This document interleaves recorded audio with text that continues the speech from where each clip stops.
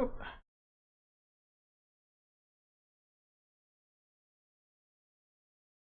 Alrighty, we are back with Tex Murphy Mean Streets. I'm just trying to parse. I think this required 512 kilobytes of RAM back in the day, which was a lot. Nowadays, it's pretty much nothing.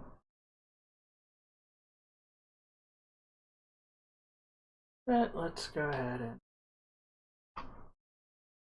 start the game in VGA.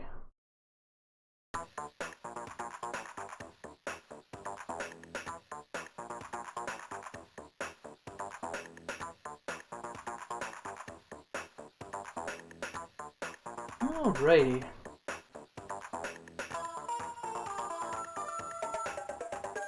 Not sure if we can skip this. We can. Alrighty.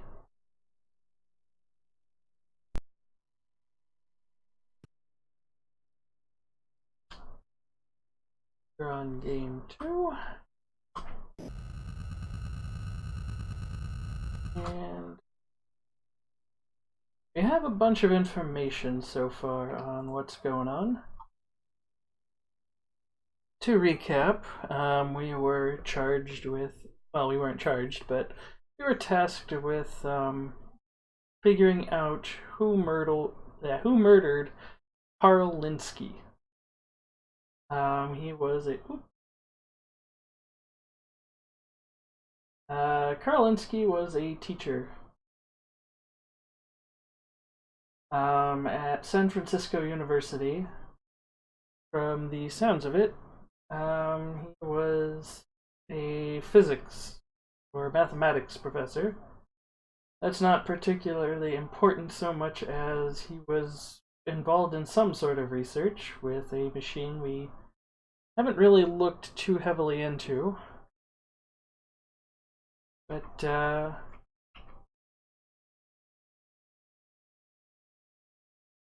we were given some information that he's supposed to have committed suicide jumping off the Golden Gate Bridge. But it turns out, as we are looking into things, that odds are there was some foul play involved. Considering he had an affair going on the side. He was supposed to be.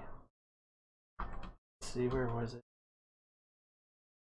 Oh, I think. Yes, he was dating Dolores Lightbody, or rather, he was engaged to Dolores Lightbody to be married, and he has been apparently on the side with this woman. Let me check my notes. Her name was Sandra Larson, and we've mostly been running around chatting with folks, investigating his place of residence, where he worked, and we found his workplace that was in a warehouse. And from that, we figured. So we've learned about something called the Nexus computer, which we actually came across later on, I think. That was the computer in Cal Davis's lab. But what's more important is we are trying to figure out.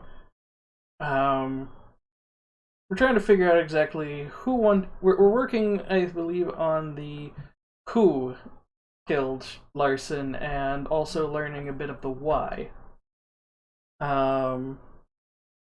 We haven't learned too much of the how. We have the when, which was 11:20 at. I don't think it gave a date, or if it did, I believe it said at the very beginning what the date was, but currently the funeral is scheduled for September 24th. We found a calendar from Linsky and mostly noting that something bad is going to happen October 3rd, and it seems we are being wrapped up in this conspiracy such that we're probably going to have to prevent that doomsday from occurring, if I know my adventure games correctly.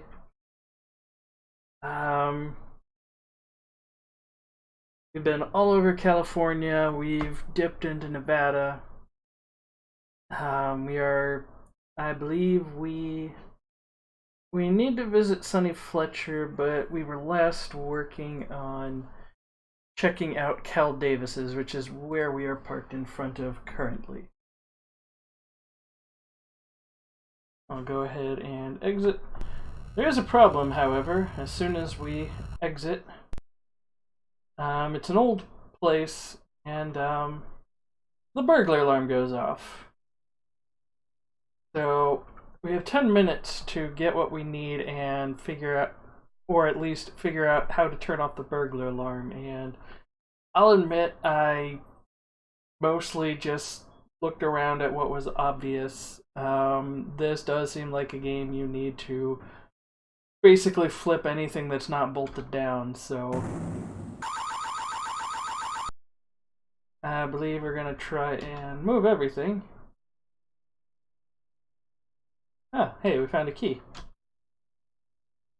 Let's grab that. Move the computer.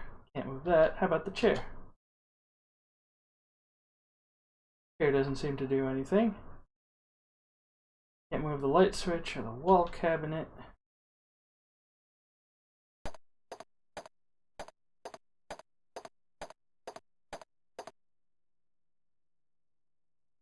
Scientific microchip equipment. Power switch for it. Can't move the equipment. How about the tray? Doesn't seem to do much.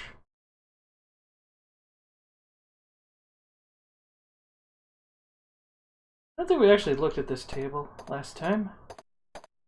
But this is one of the things that we learned is Cal Davis is another person who is dead. There is a list of people who were working with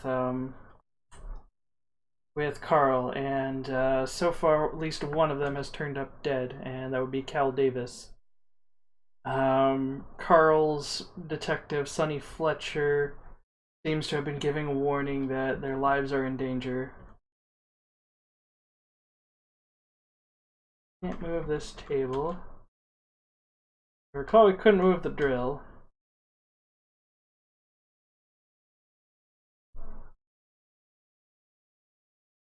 I'm gonna take that book.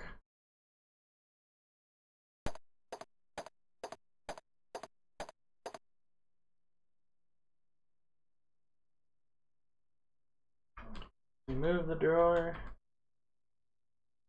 Nothing in the drawer for opening it. Can't move the sink.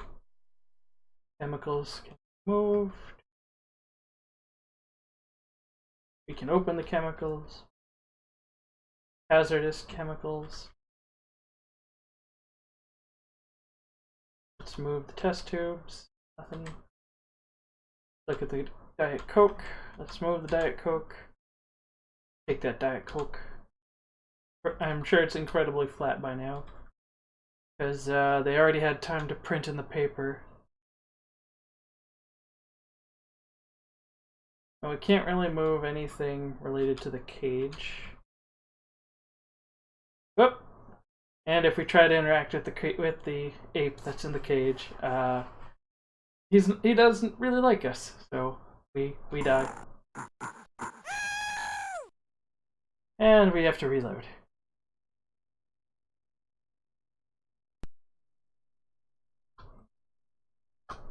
Fortunately, it's not that far. Alrighty. Let's try this again. Now we found a key behind the desk when we tried to move that. I'm just gonna take that. I already checked the stuff down there. How about over here? stuff. For no other reason than I want it. I'm taking this Coke.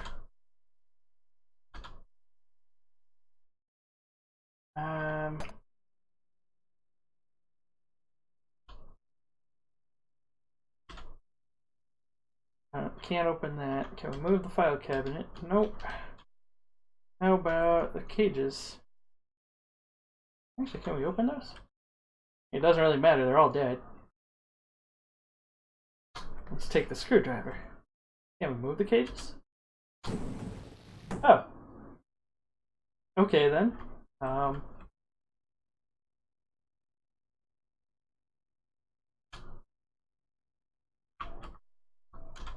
I guess there's a switch, and what happens if we turn it off? Oh. Well, alright then. I guess that's it for the surveillance. Here goes the burglar alarm. I think we just about have this room roughly solved, save for how to deal with the 8. Because we need the I believe there was something that Cal Davis left behind saying that he left some passwords in a box with the ape.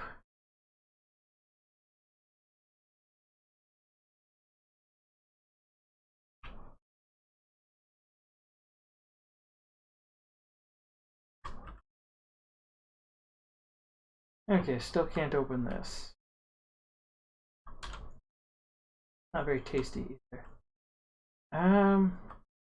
Remember we took this cigarette last time. Get that.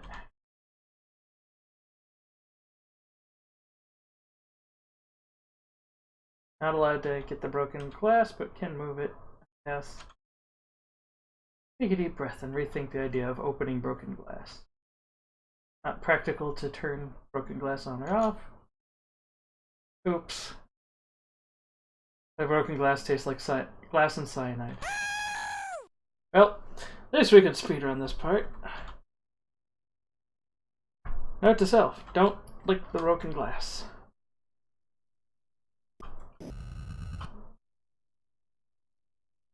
Let's just bum rush that circuit box, shall we?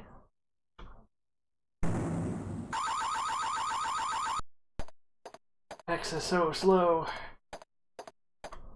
Yep. Let's get that Diet Coke.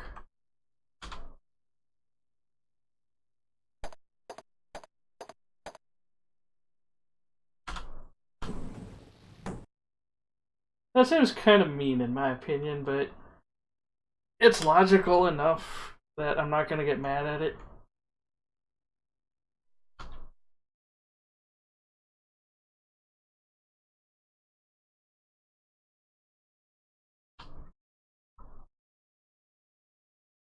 Take that key. Take that cigarette.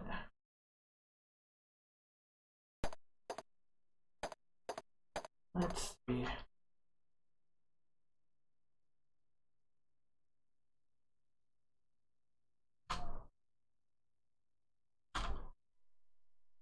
Oh, there's a memo. Ah, right. We found a September password for Nexus. And it's a coded word, so that's probably. Don't know if this is what we have to punch in or if that's something we have to decipher. All the same, take that with us.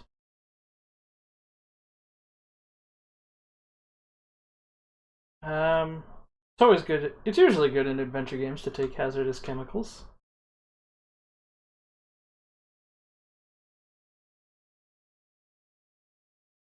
I guess we could take the test tubes. I mean, he's dead. He's not using them. That's how it works in adventures.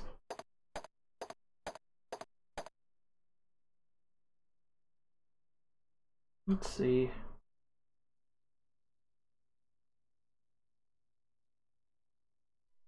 Okay, I don't have the key.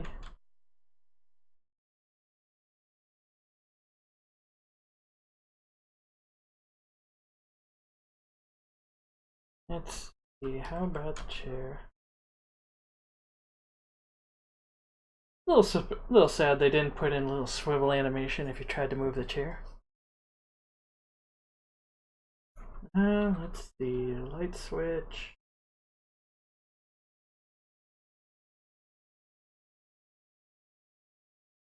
The difference of lights on, lights off is so minute. I can see it, it's just very small. Oh yeah, we had a cabinet key. Oh.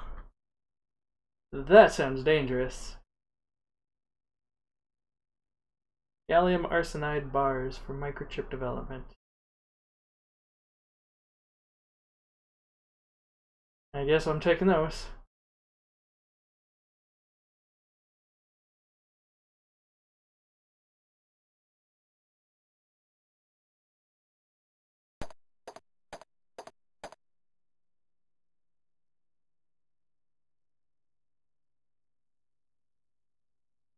What happens if I turn this on? Oh. Well, alright then.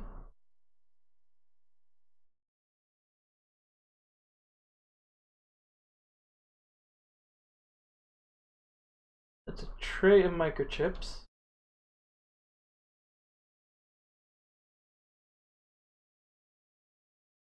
Oh. That's weird. Turning on the lamp uncovers a key. I just turned it on because I like turning on and turning off lights in games.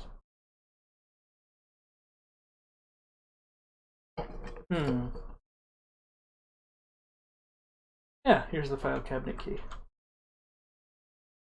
I do appreciate that so far this is a pretty logical adventure game for the most part. Like, we're not expected to figure out that to solve ape we need to figure out how to finagle a rubber chicken and a pulley. But let's see. Like, as amusing as Monkey Island is, those puzzles did get pretty abstract.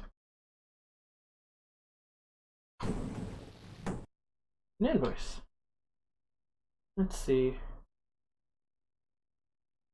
Invoice for the gallium arsenide bars, which cost him exactly $2,000.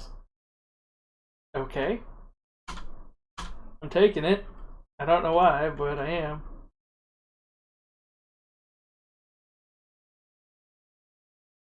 But so far we've had only one encounter with taste being a bad thing, and that was the broken glass.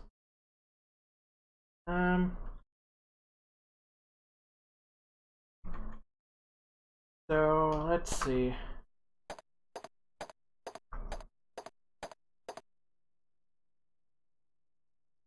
Control of primate behavior through microchip technology by Cal Davis.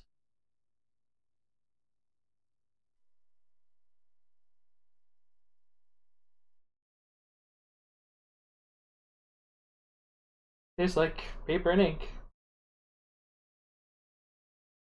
I'm gonna take that book.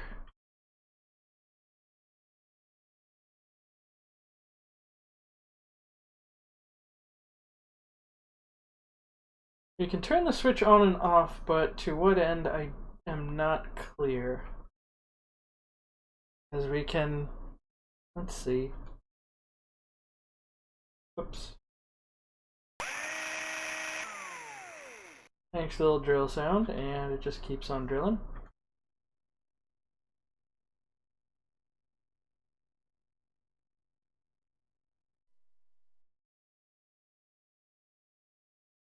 Can't take the straps, can't move this. You can move the straps, but it's another thing of you can do it, but there doesn't seem to be any effect. And we can't seem to interact with them meaningfully in general. And over here we had the microchip table.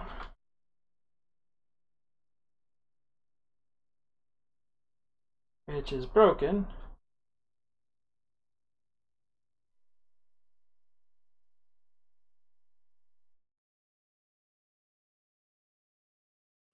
meaningfully interact with this. I guess I'm out of verbs to rub against this table. I think we went through...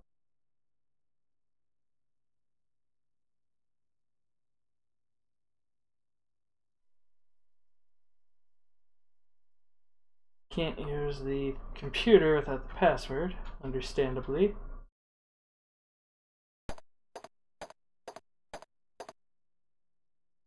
Let's see, looking in the cage, you can see a small metal box and a very large ape.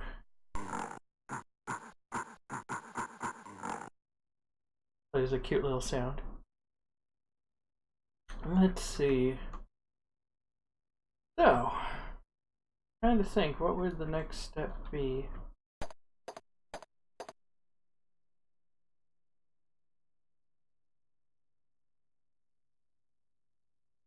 I already checked that. How about the workbench? Okay, I think we've done everything we can with the workbench. Oops. Nothing in the drawer.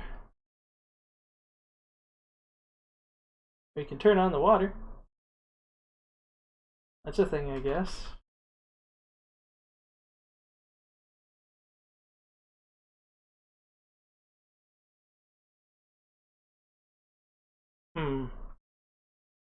I don't know if that has any function or if it's like the drill in that it just seems to keep going.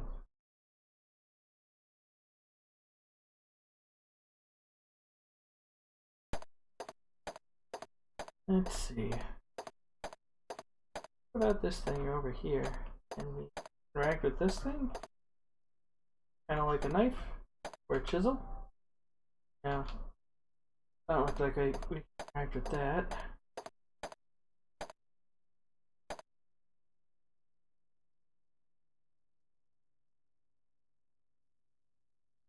Let's open the rat cage. Oh yeah, we gotta get that screwdriver.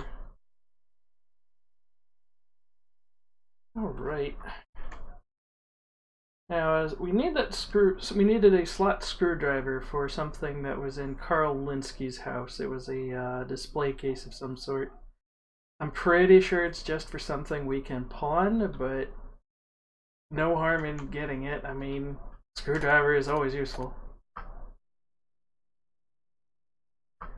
Also, if somebody would feel free to send a message real quick in chat. It can just be a hello or something. I just want to make sure it's working. But let's see.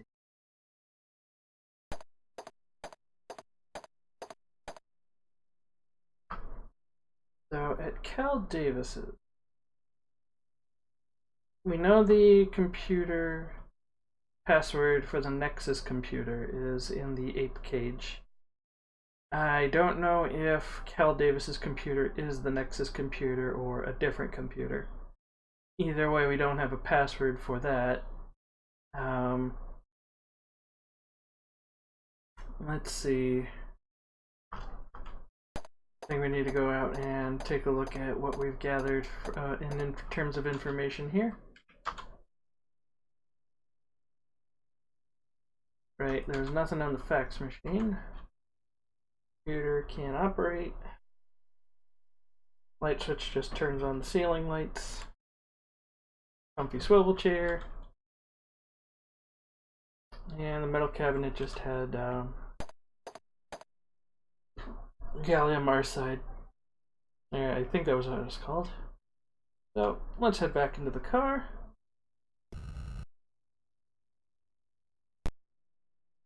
Don't know if we have an inventory limit. Doesn't look like it. So we have some microchips.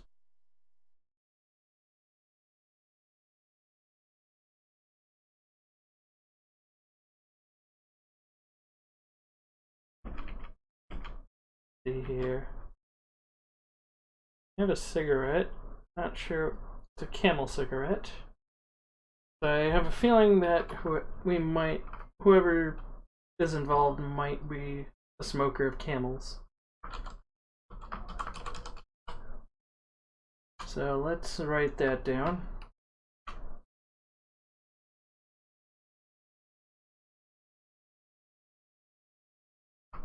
Nexus, September, password, coded word, academic.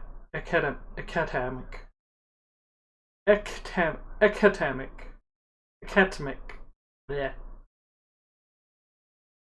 Either way, it's not a real word or pronounceable. It's coded.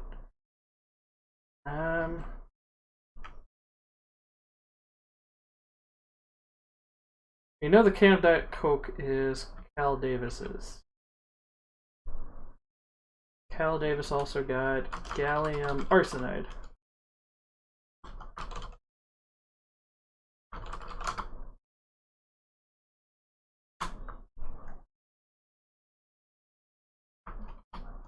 You have a rack of test tubes. Hazardous chemical. We don't know what the chemical is, just that it is hazardous. Here's the message from Sonny Fletcher, that was his name. This was actually from a different apartment. This was from Carl's. That was from the workplace. And here's the rat trap. Here's a list of names of scientists and who might be working on Overlord. I'm trying to recall how Cal Davis fits into this. But I think Cal Davis was Carl's co-worker. And we need to look into John Klaus, Maurice Gribble, and David Pope. I think it was John Klaus we couldn't get information on without paying the informant. Let's see. So this is pretty close to evidence, or probably the best evidence we have that Linsky was probably killed. And we don't know who this is from, and we don't know what Linsky did to fail them. Got half a bottle of Jack. $40. It's either really big bottle or inflation. It has gone a bit out of control. That half a bottle is worth $40, especially because Jack Daniels is the cheap stuff.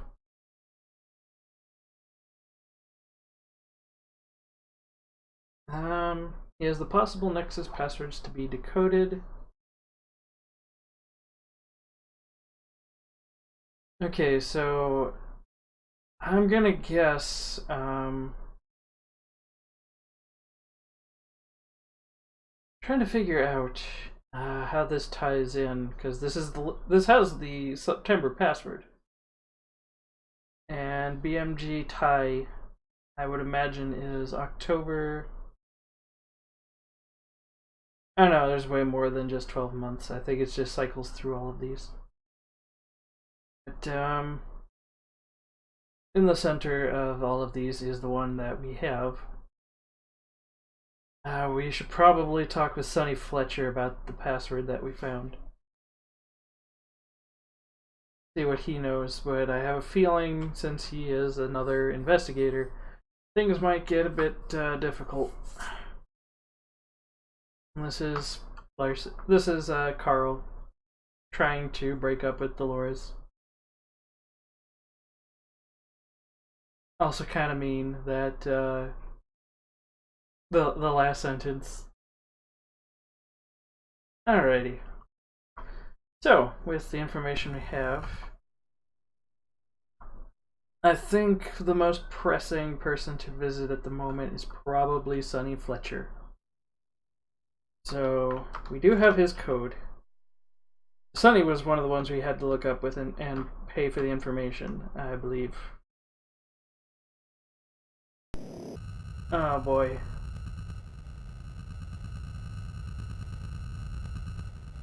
Well, here goes the autopilot.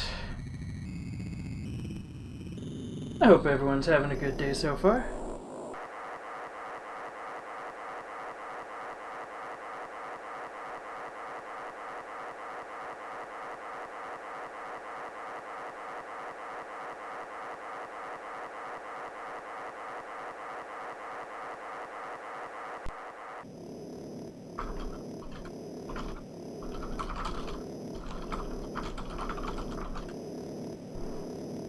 This takes a while.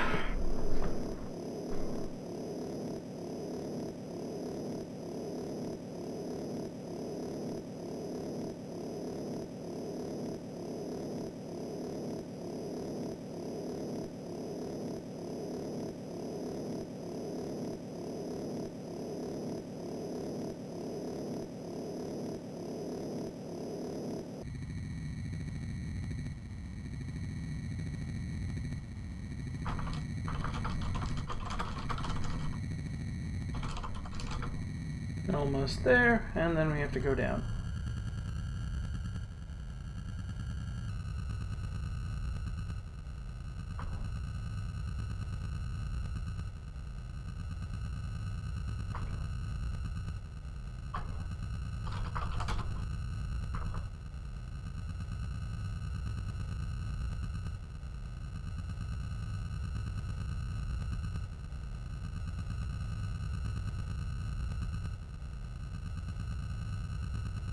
Alrighty. Now, something else we learned was, it's a good idea to save before you go in anywhere, as we learned, especially with that lab. The address for Sonny Fletcher's, a rundown hotel that has been converted to apartments. Step inside the small, seedy lobby and find the stairs. Stairwell is dark, with garbage and old newspapers strewn everywhere. Find apartment 307 and knock on the door. Fletcher answers with the disposition of an untipped waiter. Tell him I'm working for Sylvia Linsky, and he tells me to come inside. The room is cramped and confining. Furniture is cheap and the upholstery is threadbare.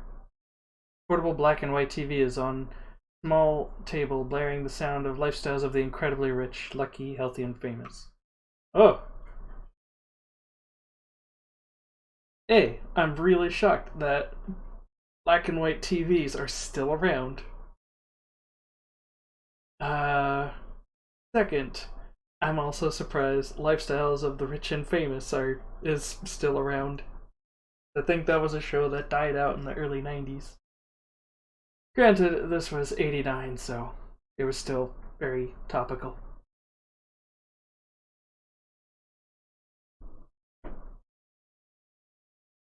Alrighty. Now he, I think, is going to have more information if we ask about some of the keywords we started off with. Like MTC Corp. I have no way they'd find out how you got your information. I'd wind up floating in the way. I'll ask you about something else before I start bribing. I've got nothing to say. Tell me, do you know about Blaze Wiener?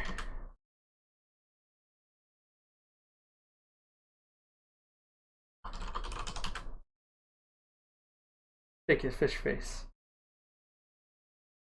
Okay, so he is very defiant.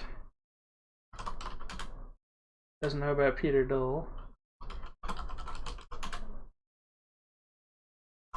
Tell me about yourself. I'm a good PI, and I've learned when it's wise to drop a case. Something you should learn if you plan to live a long life.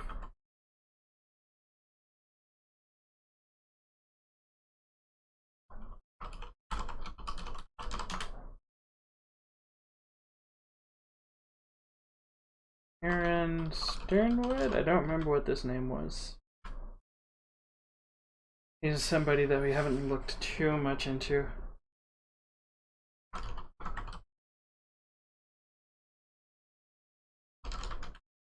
Okay, he doesn't know much about Camel.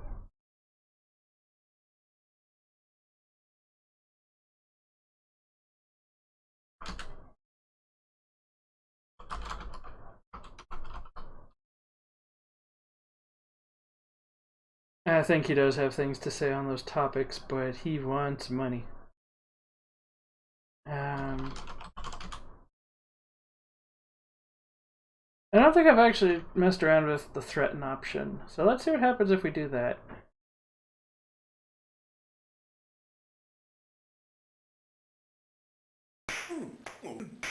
I get punched in the face. There's a haymaker, and before I can block his punch, fist the size of a hole.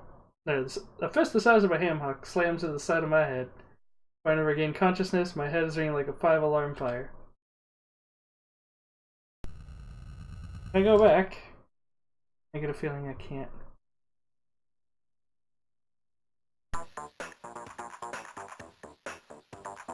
Oh, no, I could just go right back.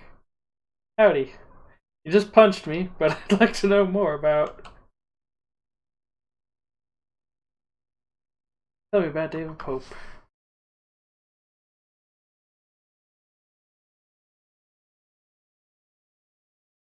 How does 150 sound?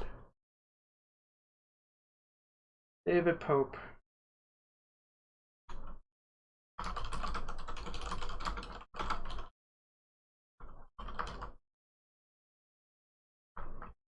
Thanks, that's not very useful.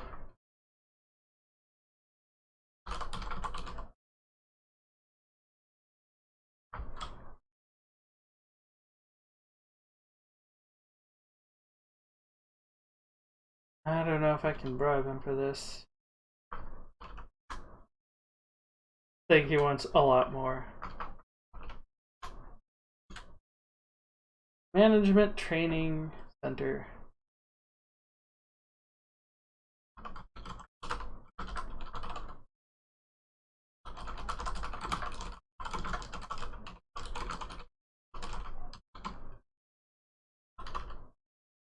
Who is Gideon?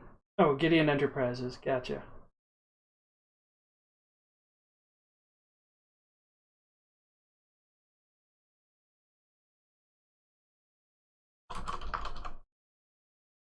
Small facility where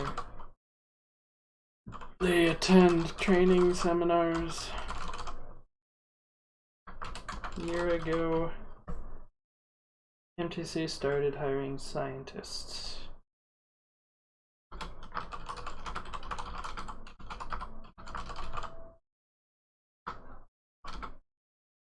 First employees unaware this was going on.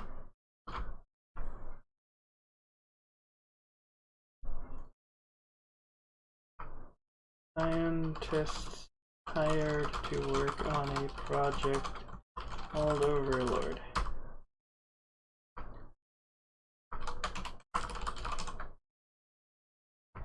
Alrighty. I think this might be where we burn a lot of our money.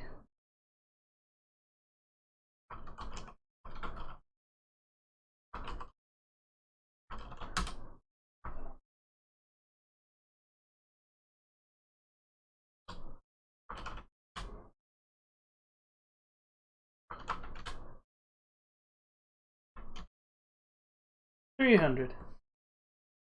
Okay, Gideon Electronics. We have an address.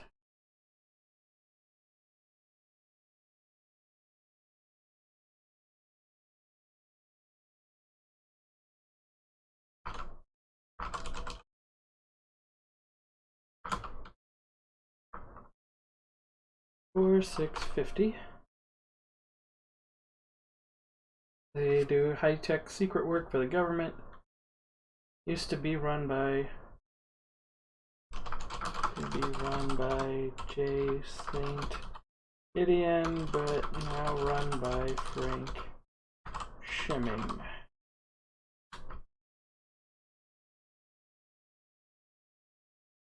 Alrighty.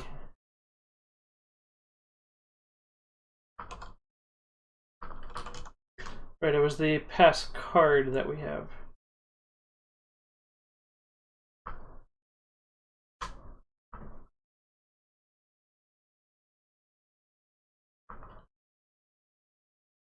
I think he wants about 300 per thing. Okay, so passcards, passwords are vital.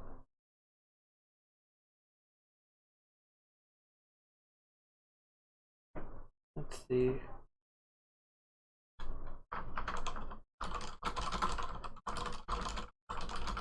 Stopping Overlord project.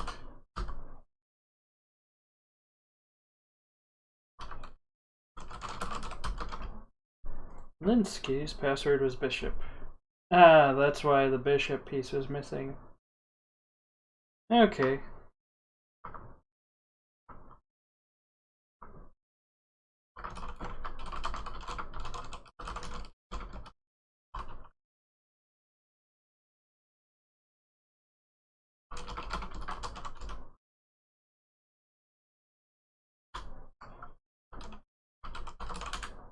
Okay, he doesn't know anything about Blaze Wiener.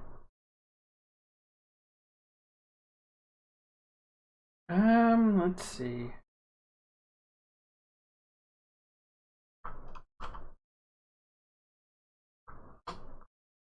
Tell me about John Klaus.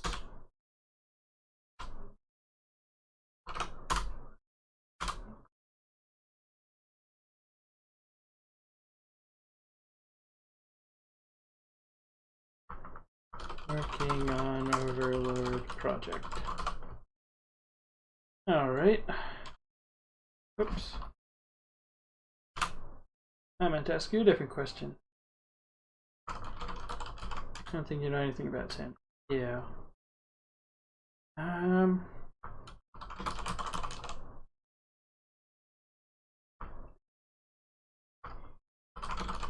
about John Richards? Okay, I didn't know about him or Steve Clements either.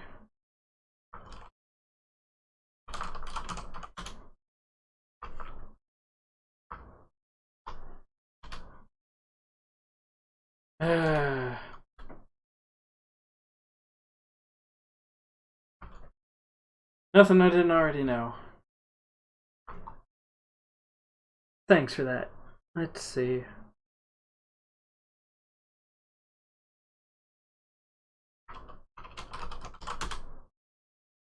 Doesn't know about insurance.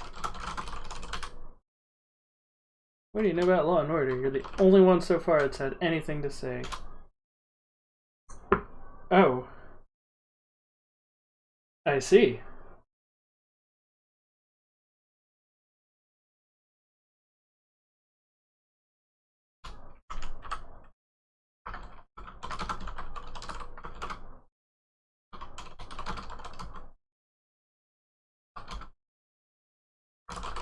They're the fascists. They hate freaks. Robert Knott.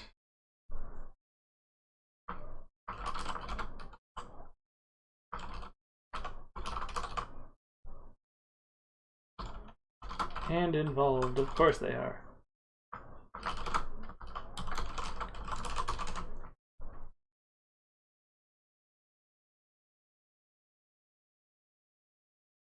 And Wanda Peck is a new name.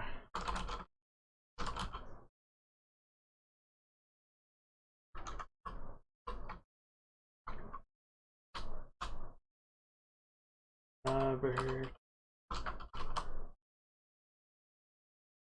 Knott.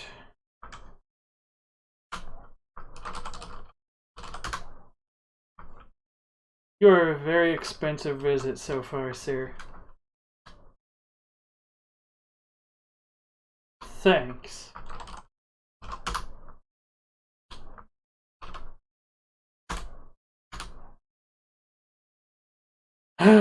Seriously. Alrighty.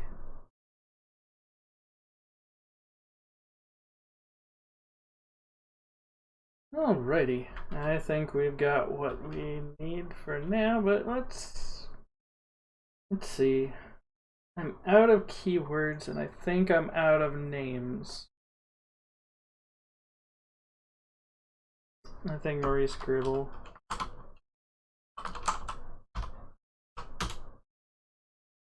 Whatever. He's an old retired scientist bore you on any subject, but doesn't have anything to do with Overlord, so he may be a dead end.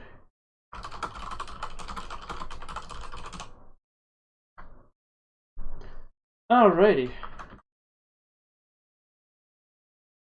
I think we got what we came for. Lots of information. Bunch of new names, bunch of new leads. Question is, where to go first?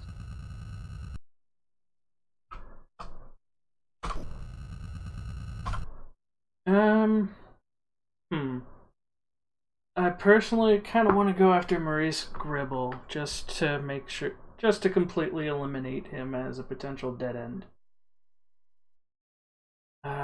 So we do have his nav code. Actually, before I do that,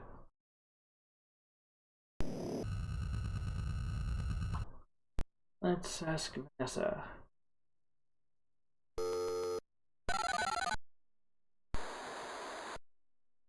Hello, Tex. Howdy. Okay. Tell me about Robert. I think we could probably have bugged her for some of these characters. Okay.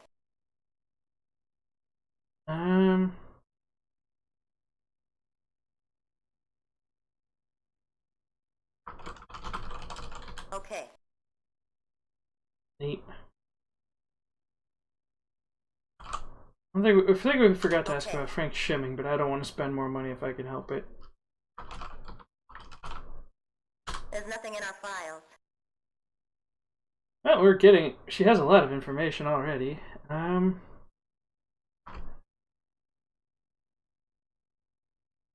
Let's see.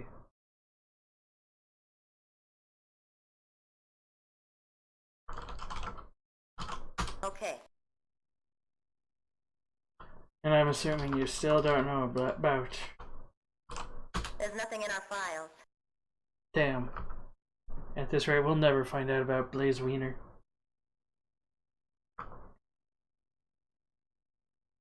Blaze Wiener, by the way, is a name from the grade sheet of Carl.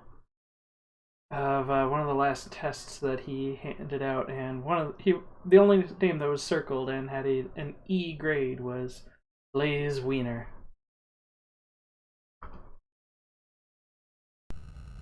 Oh, we've already got the faxes rolling in.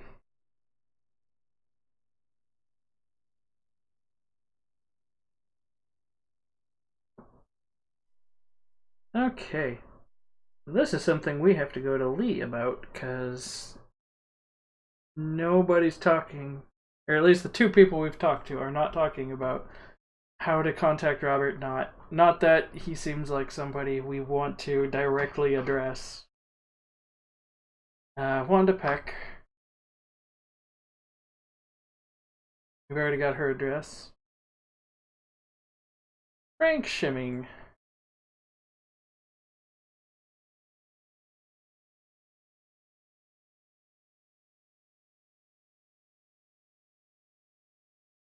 For 650. Oh, it's the same.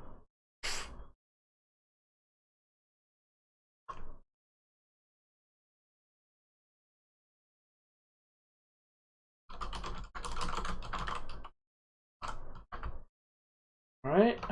How about Gideon? Oh. Oh no, this is Law and Order.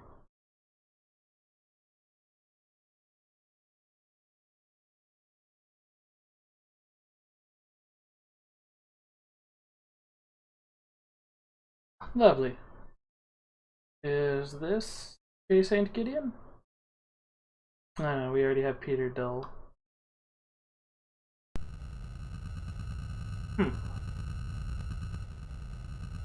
I don't think we got J. St. Gideon. I'm gonna ask again. Doesn't seem to cost anything to ask Vanessa.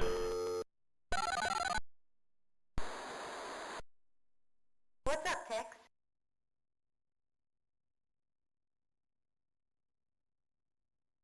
Can't help you there.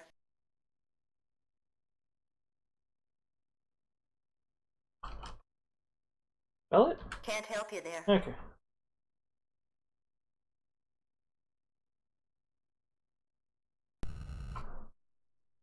Alright. I would like to eliminate Maurice Gribble entirely if we can. So let's go to the nav code 8231.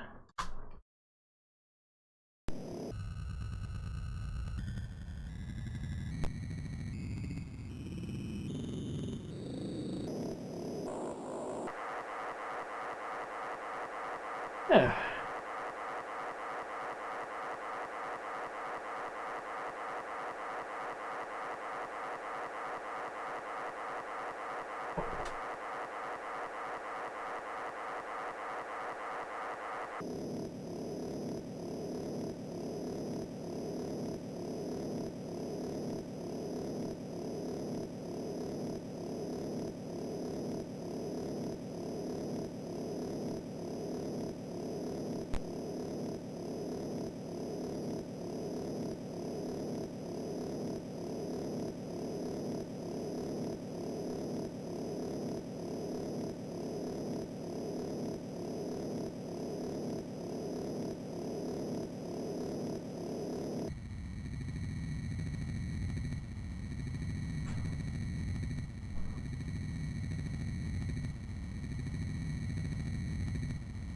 Sorry, I don't have a whole lot to talk about at the moment.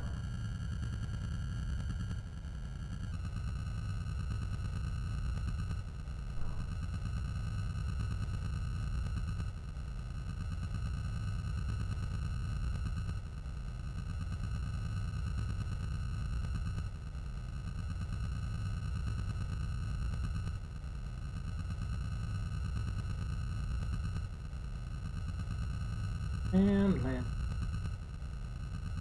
Alrighty.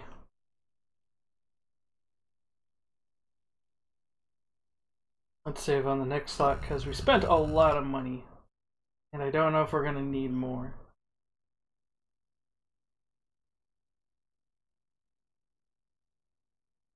Knock on the... There. I find the home of Maurice Gribble and knock on the door. I'm invited into the room by an older woman and introduced to Maurice Gribble. He's a tall, distinguished man in his late 60s. I explained to him I'm working on a case. His name was on a list of scientists who possibly were associated with the project. He explains that he has been in retirement for a number of years and spends his time golfing and relaxing at the country club. Says he's due at the golf course and shows me the way to the door. Thank him for his time to go back to my speeder. Okay, he is absolutely a dead end.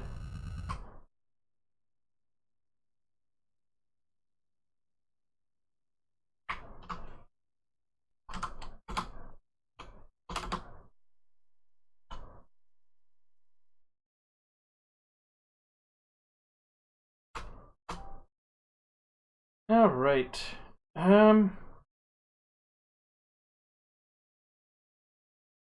Let's see. So far we haven't interacted even a little bit with the cops beyond Smiley. Smiley Monroe, who was an incredibly sleazy detective. I believe he just guided us to one other person and didn't have a whole lot of info.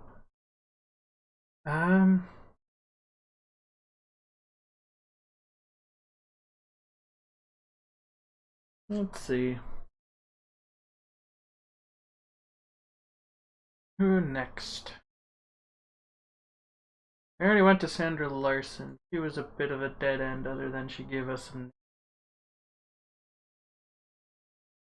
We could check on John Klaus, because I believe he was pretty much at the top of the list. We could speak with Peter Dull, the insurance agent. I don't think that's going to be very productive until we have proof that Carl was killed rather than suicide.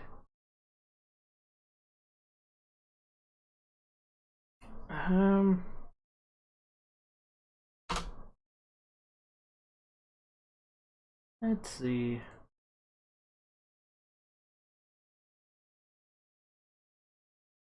Small time or big time? Could also talk with Wanda Peck. I don't know what to talk to her about, though. And we should probably head back to Carl's, just so we can get that trophy.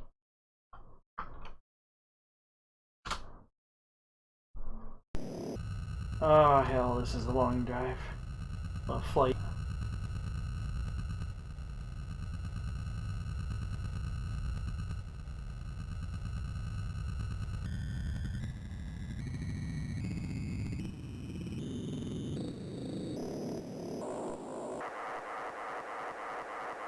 Alright, so his password's Bishop.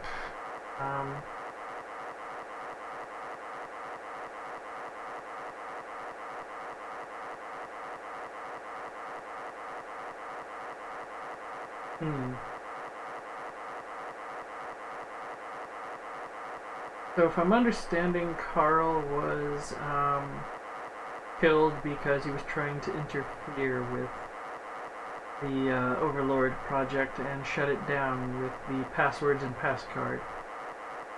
One of the passcards is in the ape cage at Cal Davis's place.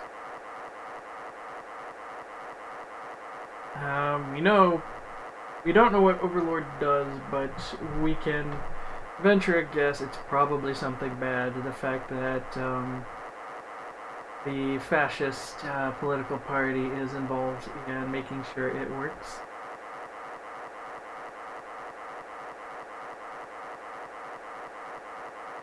Not to mention that it managed to get Sonny Fletcher absolutely terrified.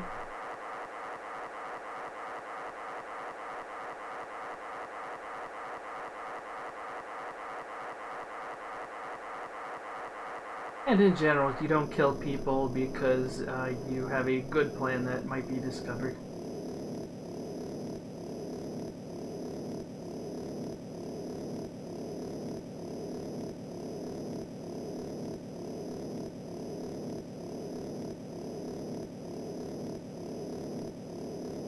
We don't know where the Law and Order Party is headquartered, and we don't know where Robert Knott is, but...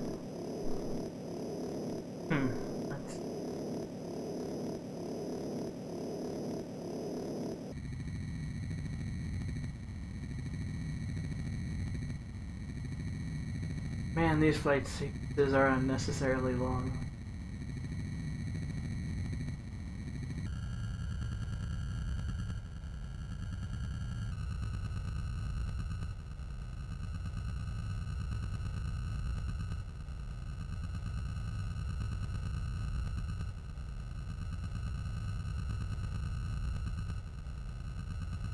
Kind of reminds me a bit of the spaceship sequence.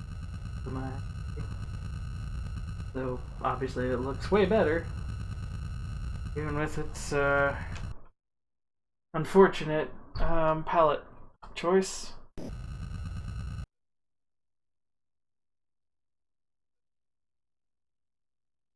Alright, we're back here.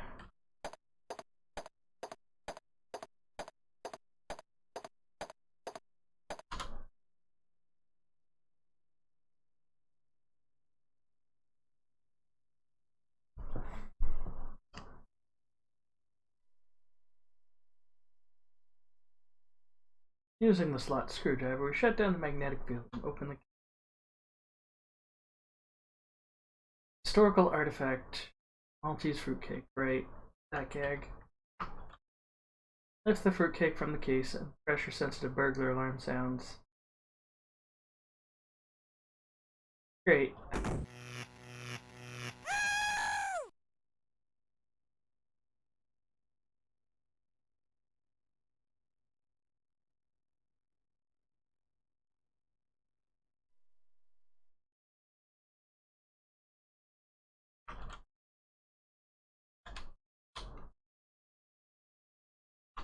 Okay, I'm wondering there's a chance this might be gag.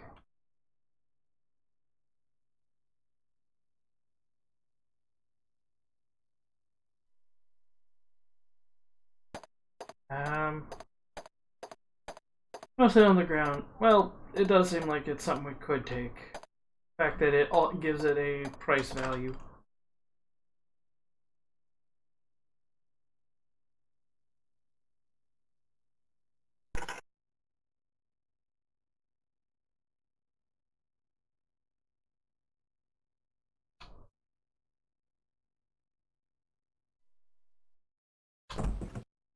I guess that was the burglar alarm.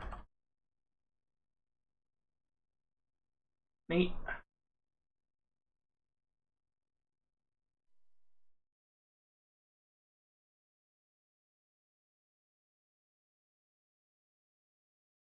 The shoebox, while high in fiber, hardly compensates for the lack of taste.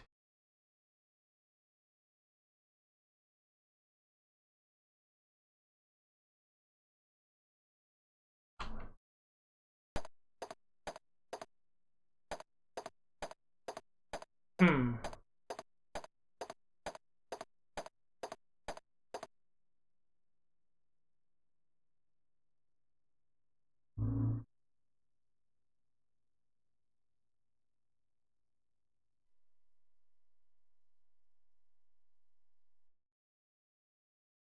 They're in my head! They're in my head!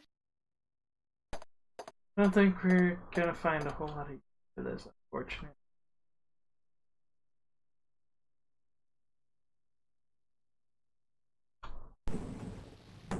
And this is where we found the name. Blaze Wiener. Is grade E. Let's take it. We're taking everything else, why not?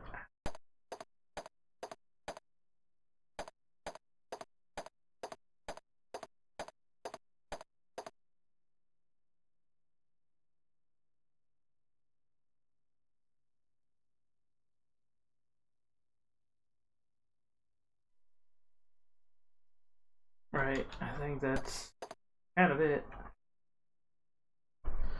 Well, I believe we have the Maltese fruit cake. I think, I don't know if it has any, I don't know if it's got any function beyond just being something you can sell.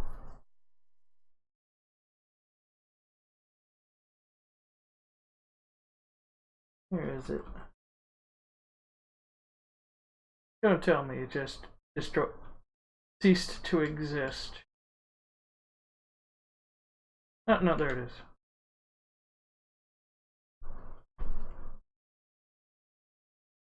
Hmm.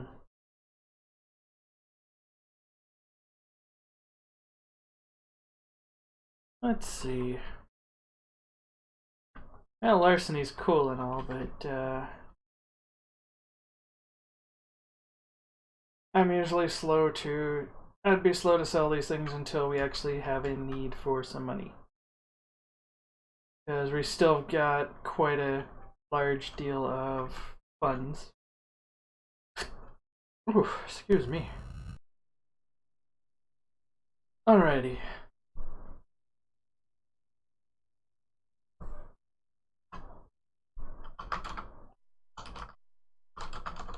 Got the statue.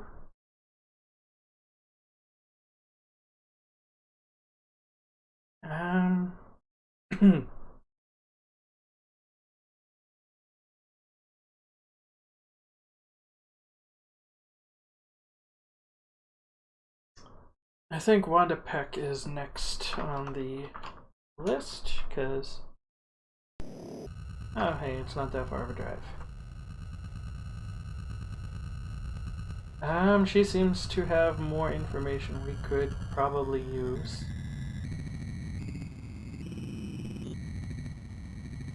I don't think it's really necessary text to fly all the way that high up to go less than 3 miles.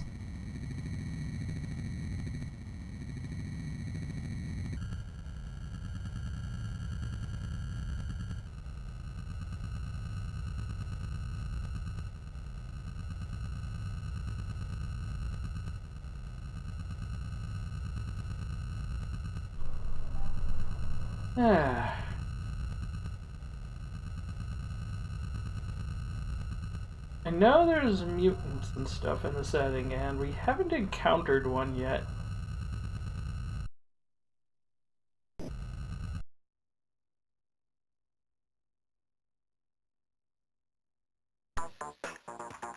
Inside the San Francisco Chronicle building, I look for Wanda Peck. I've always thought Wanda was good looking in a way, far away, but I like Wanda. She's a good source of information. She knows how this city is run. That's pretty mean, Tex. Though she does have those blinking red dots in her eyes. Anyway. I don't think you'd have any information.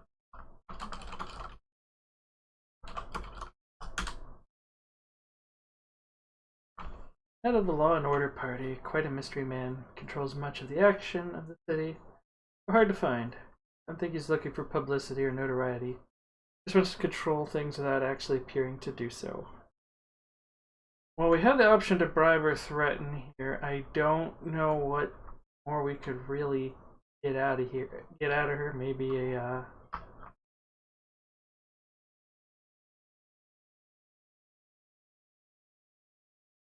okay, the same information. Cool.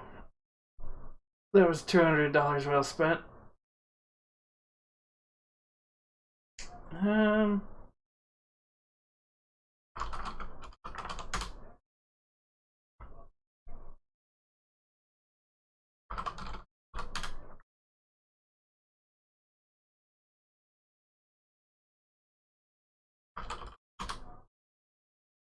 Larry Hammond wanted me to do some research on that.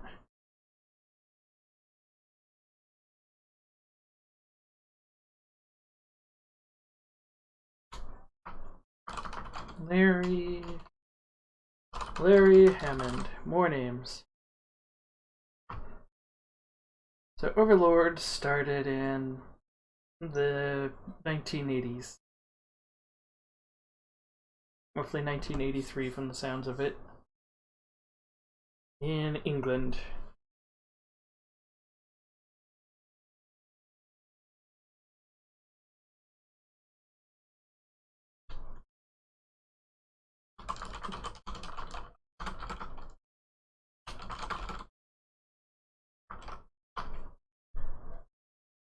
Scientists began to work on a mental ability booster. Experimenting involved increasing a person's mental capacity by connecting his brain directly to a computer.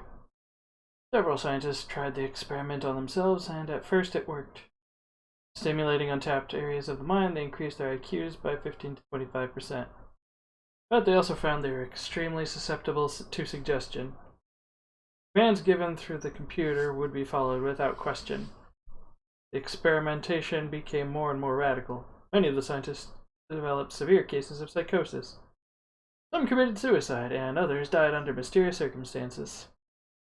Oh boy, that's about as bad as I was expecting. I figured in a cyberpunk setting, something called Overlord and involving scientists was probably going to involve computers and mind control of some sort. And I probably should have stayed that before I got this far. I could look cool and go, I called it. But no, I didn't. I failed to call my shot ahead of time. Anyway. So, we know a bit more about Overlord.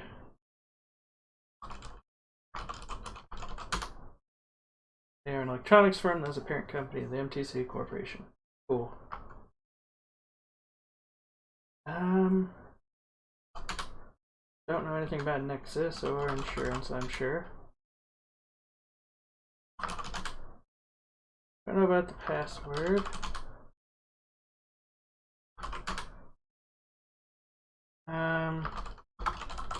Tell me about Larry Hammond.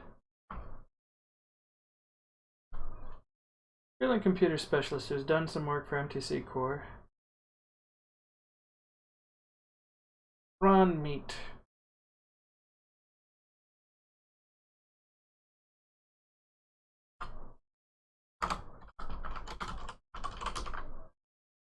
Alright.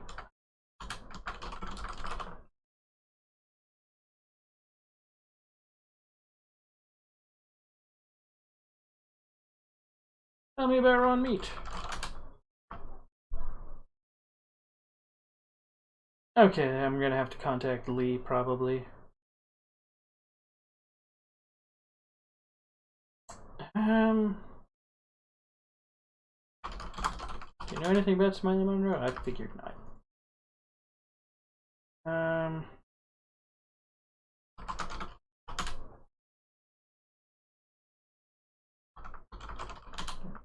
Okay, I don't think she knows a thing about the scientists. Other than me. No, not even call it Cal Davis.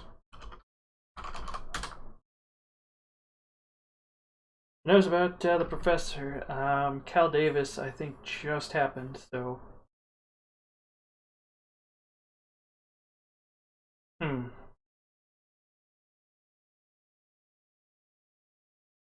And if he died a week ago, and assuming that he was buried within a week, it is sometime. It is either September 24th or sometime after. Meaning we don't have as much time as I thought we did in game or in the game's timeline.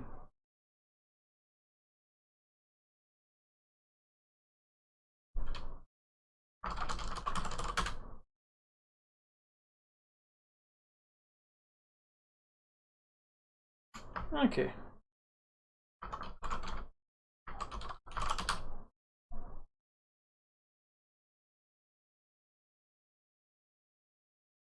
Once, wow, Frank Shimming does not sound like a very nice guy. Supposedly stuck a live bunny in the paper shredder.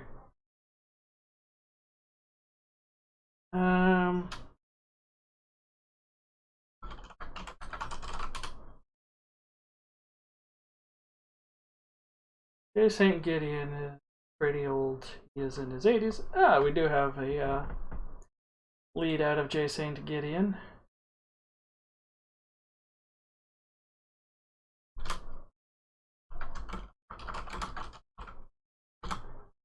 $391.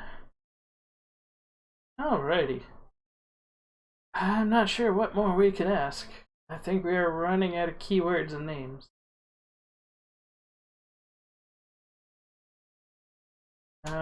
Maybe you know about the cops. He's so dull he can't even entertain a doubt. About Steve Clements. Thinks he's broad-minded on issues, but he's just thick-headed. Cool. Don't think you know about Dolores Lightbody. Yeah. Okay. Think we're done here.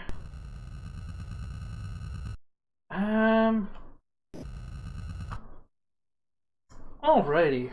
We got a bunch of information. We do need to contact Lee. Because we don't know how to get a hold of Ron Meat to get a hold of Larry Hammond. I think some of these characters enhance. What can I help you with today? I need to know more about Ron Meat. What's it worth?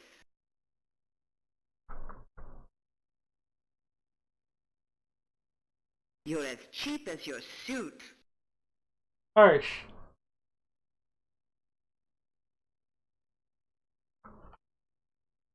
You're as cheap as your Okay, suit. I think she wants a good... I think I managed to get away with like 1,000 last time. It's a deal. She seems to want a lot of money for information.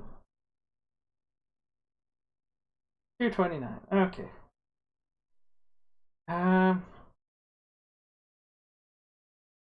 This seems really stupid, but Sorry, can't help you. thank you. I didn't want to have to go to his front door.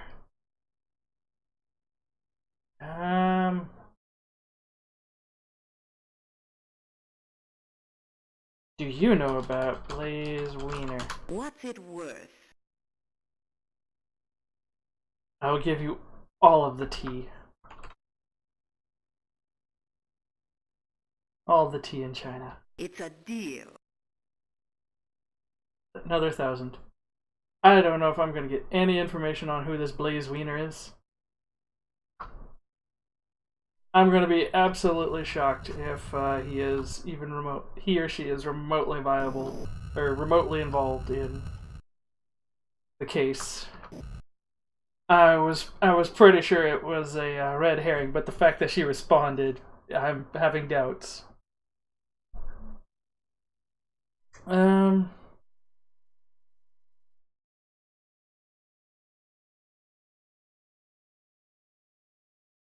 Let's see, where to head next?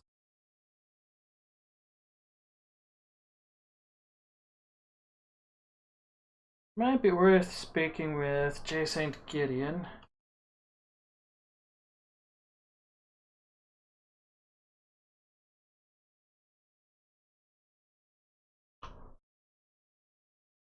Yeah, let's go see Gideon.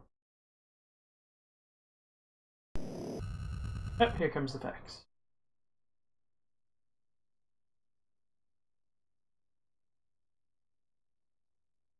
Ron Mead is at 4525. The Coit Tower. A little unpredictable, so watch yourself. I'm assuming this is going to involve combat. Neat.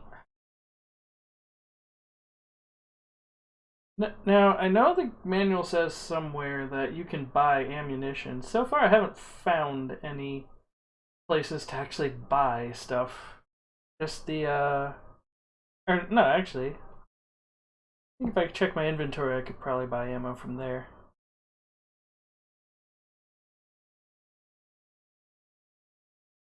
Oh my god. Blaze Wiener is not actually a dead end. Oh my god, we're going somewhere with Blaze Wiener.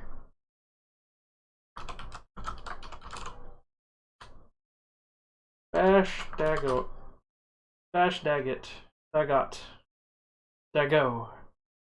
I don't know how you would pronounce that last name.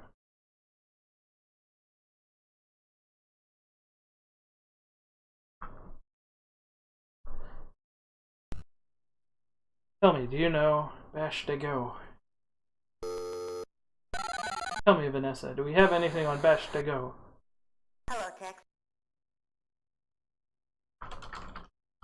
Look for my fax. We have something on Bash Dago.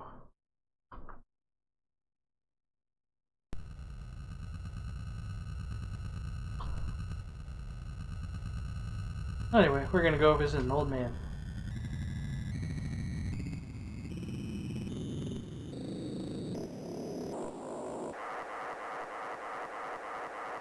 I was surprised there's nothing on the HUD that shows like cardinal direction.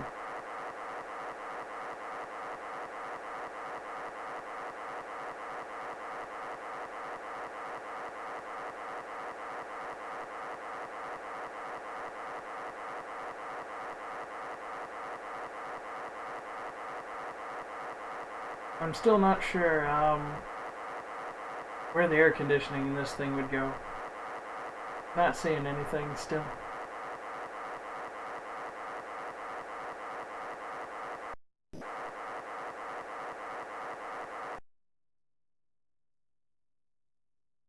Yeah, we got the facts. Lives near the Mission District. Oh. Like, Mission Hill? Or...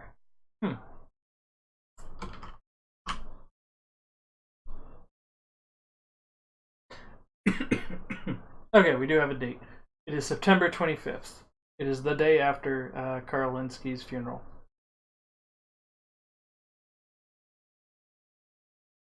Also, I don't know if this time is like AM or what.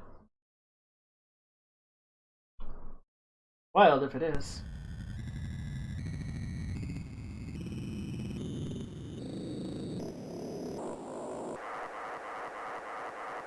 Cruising speed.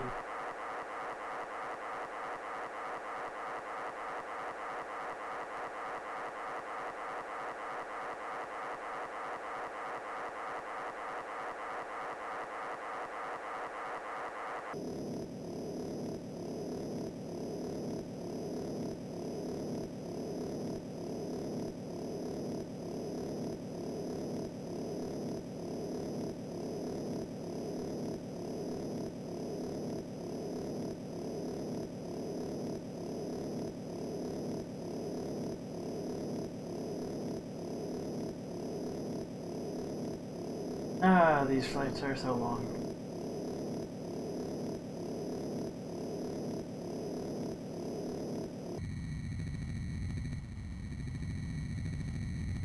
Didn't actually see where this is located. I think this is San Diego.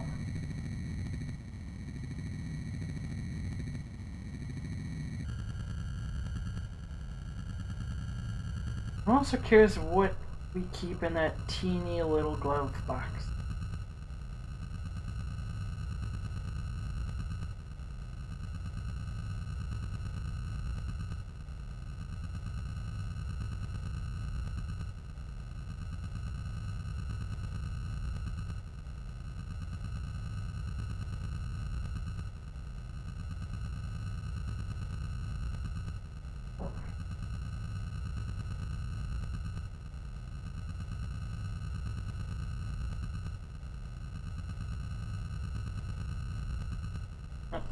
Not bad.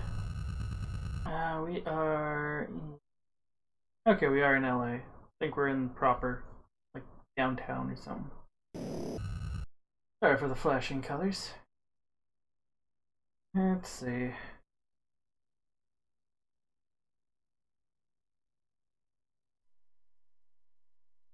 We're just here to meet an old man.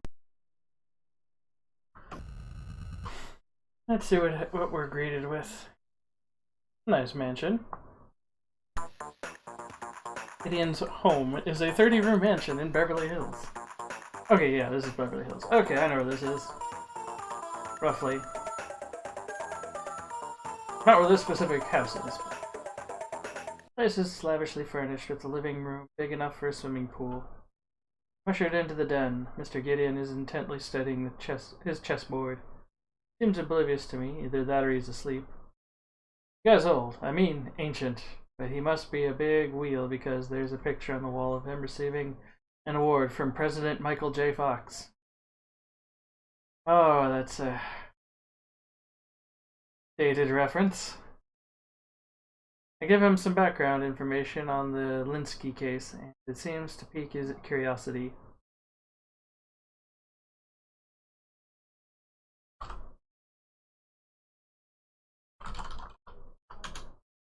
Okay.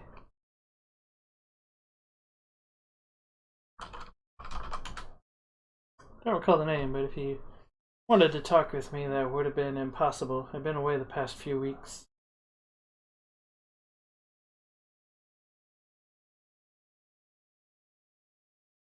I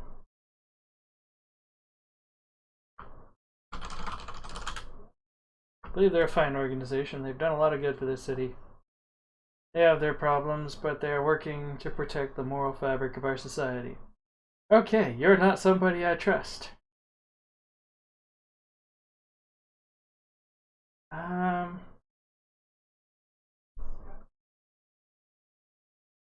not sure what we can really ask him that wouldn't get us in deep shit. Neck deep in the doo-doo.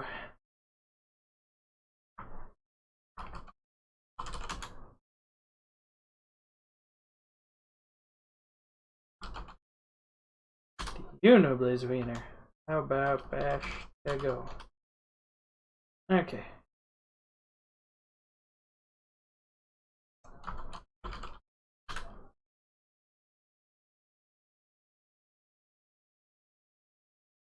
I feel really bad about threatening an old man, but he's not a very nice or pleasant man.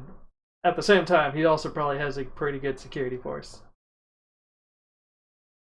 Let's see.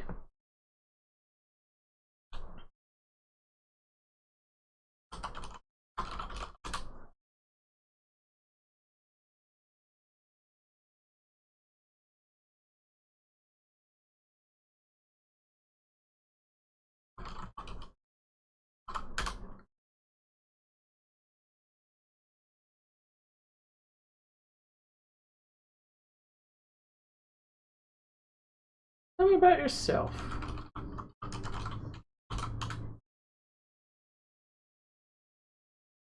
Yeah, I'd say he's a bit successful, living in a 30-room mansion in Beverly Hills. And he was head of British intelligence.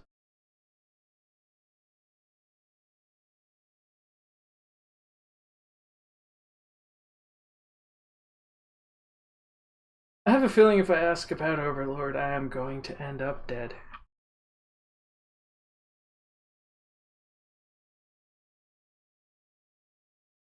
Let's ask about Overlord anyway.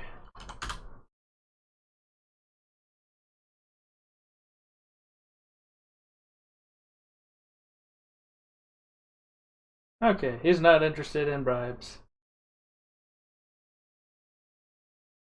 I think we would have to threaten him, and I'm a little... what the hell. Tell him if he doesn't tell me what he knows. I'll take him outside and make him wish he'd never been born. Of course, the security force.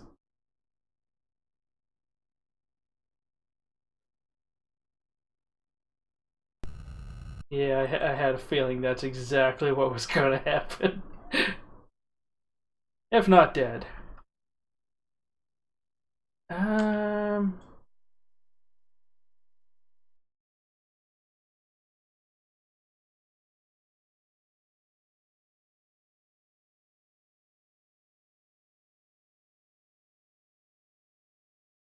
Hmm.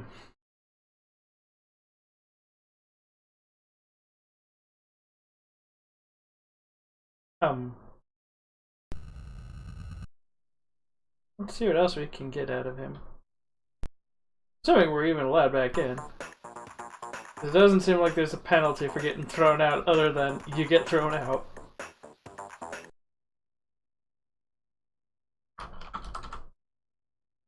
Yeah, I didn't think you'd know a thing about Smiley. Hmm.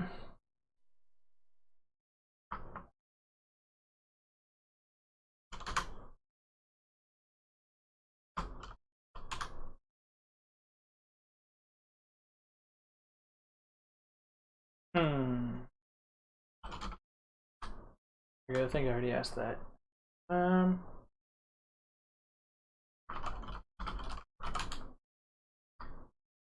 So,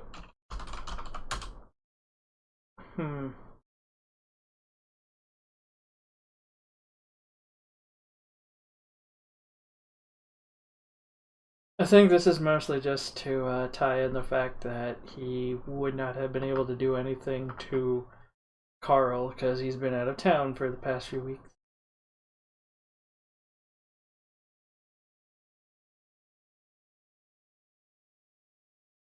So he's not. I presume he's not responsible for the death of Carl just yet. I suppose you know anything about the cops. Okay.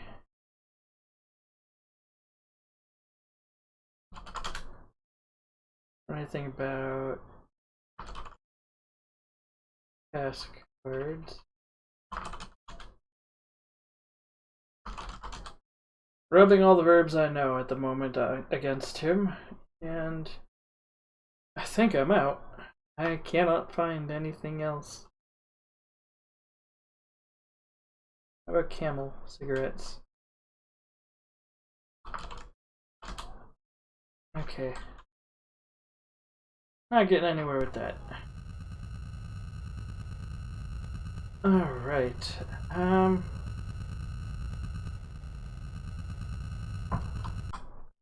Where to next?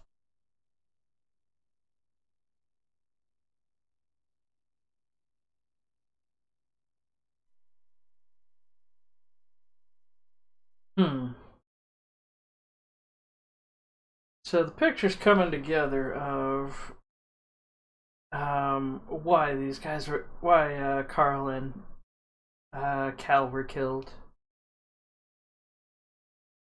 Trying to figure out. We also have an idea of who, probably somebody from the Law and Order Party, or Gideon Enterprises, or MTC Corporation. They're all pretty much in cahoots. And why? Because Carl and Cal were trying to shut down Project Overlord. We know the passwords and pass cards are necessary.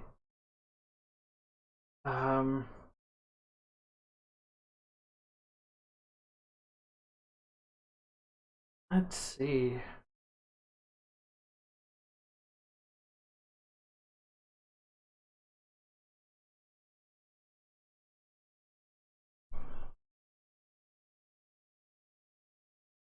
This isn't an adventure game where you can just rub your inventory up against things until something happens either.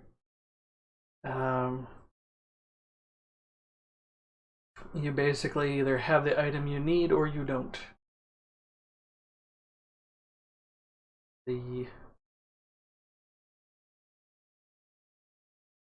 I suppose we could check out the Bridgeview warehouse again.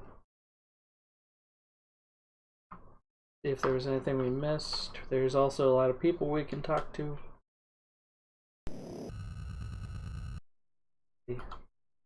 Let's check out Bashtago. See if we can't find this Blaze Wiener.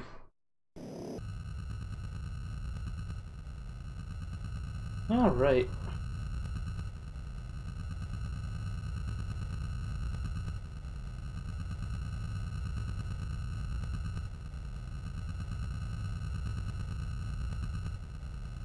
I think I am allowed to interact with, like, Vanessa and Lee during this sequence. I think I can also go into my inventory while playing. Yep. If I hit escape, I'll just keep flying. Okay.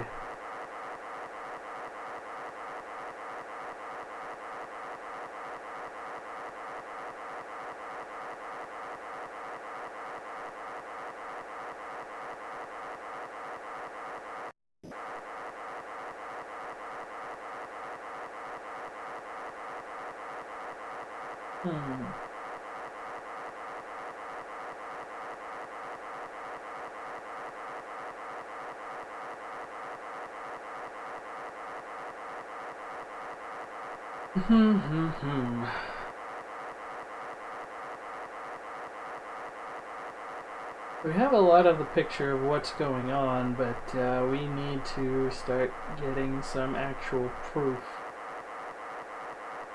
And grudging up more than what would be considered circumstantial or weak evidence in general. Like a few threatening notes that are few handwritten threatening notes are usually nothing to be super concerned of, especially when I'm gonna guess the police were probably paid off to look the other way, because not a single person seemed to find any of the clues other than just the suicide note at his apartment. And we found a slew of things.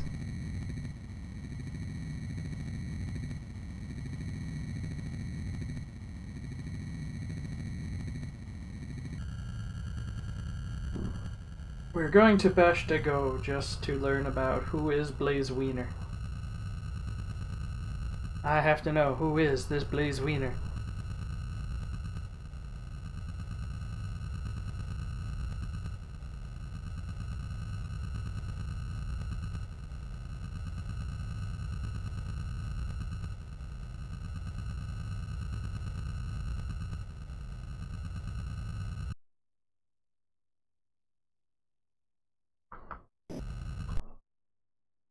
Saved. Oh dear, it's a combat section.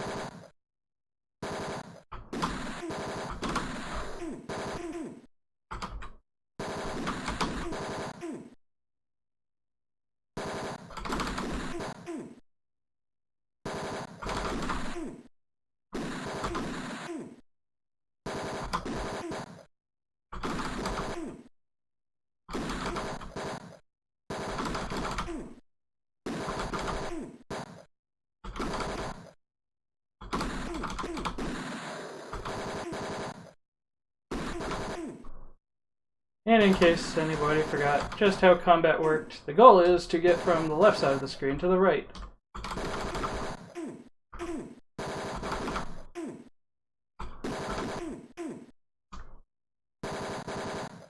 We only can move right or crouch and shoot.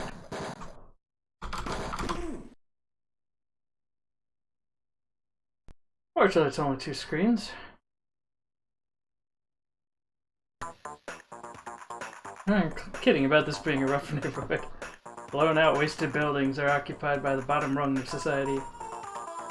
You'd have to have a jungle mentality to survive here. Find a suitable place to wait. Hoping to see the guy who witnessed Linsky's suicide. That's not a detail that I knew yet.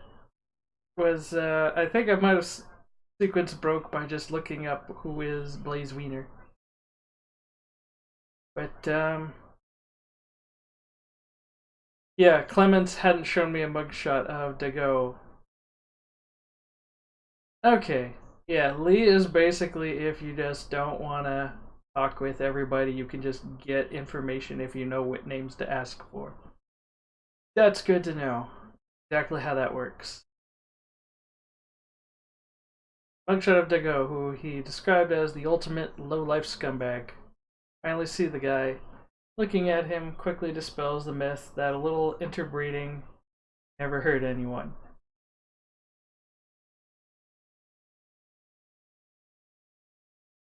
Tell me about yourself, Bash. Dago.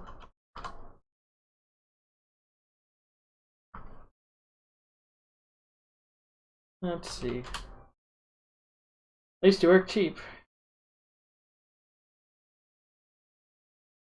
Tell me about Blaze Wiener.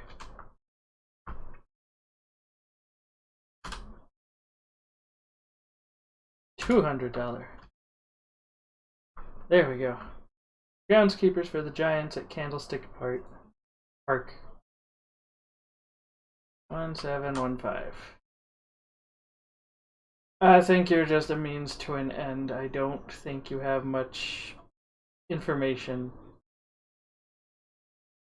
But thank you. That was a lot of effort for just one contact. That was awful. Yeah, I think a sequence broke there, but might be worth visiting Steve Clements now, I guess.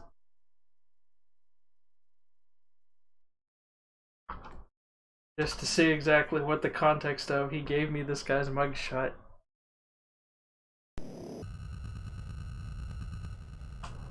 She's not that far away.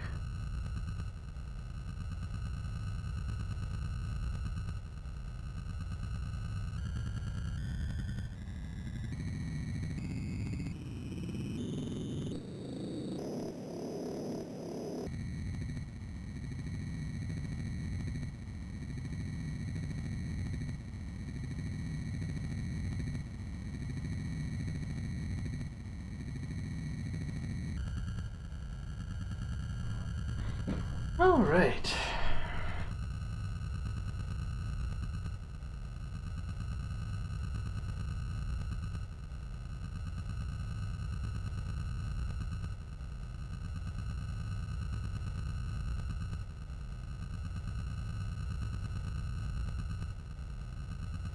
Man, all this effort into this flight simulator stuff.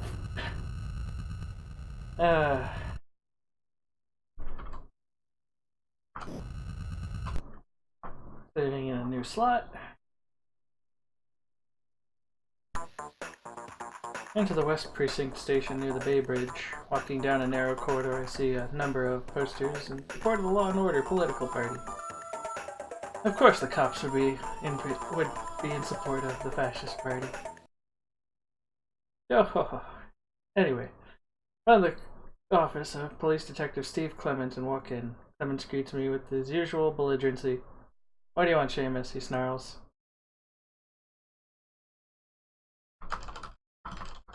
Tell me about yourself. I'm fine, but you didn't come here to talk about me. He's so dull he can't even entertain a doubt. Okay. Another person who had that. Let's see.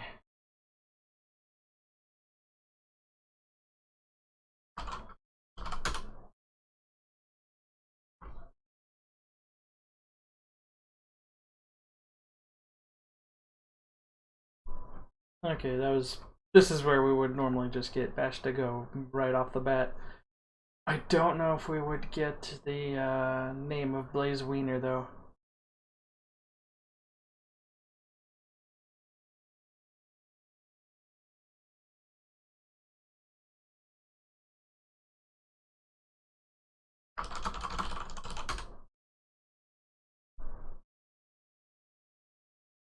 Okay, you're not the worst cop. You're a bit scared of the fascist party. Cool. I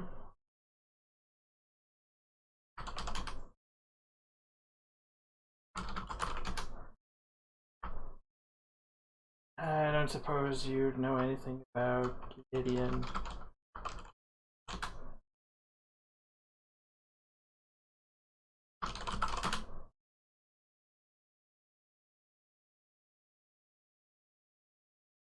Tell me about Smiley. You don't know about Smiley Monroe. Okay.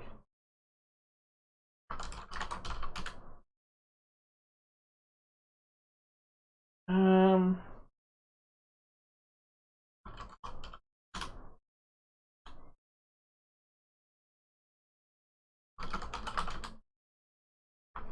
afraid the nicest thing I can say about Dago is he is the ultimate low-life scumbag. You'll find him past the Mission District. Okay. That's where I would have got that. And... okay, we don't have really anything from that. Okay.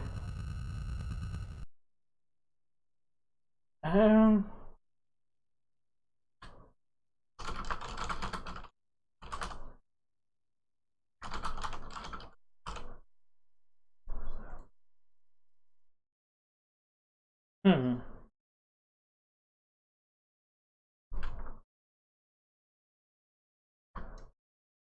Let's see. Let's check out John Richards. Just so we have a...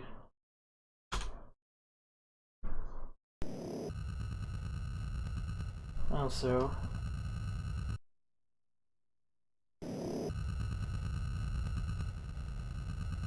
let's see if I can manually control this a little bit and maybe go a little faster.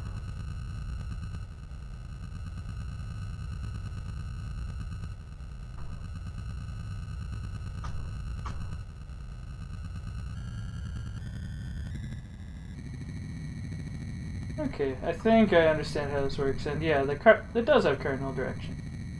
It's just really poorly demonstrated. The where it says 272 next to the little what's it called?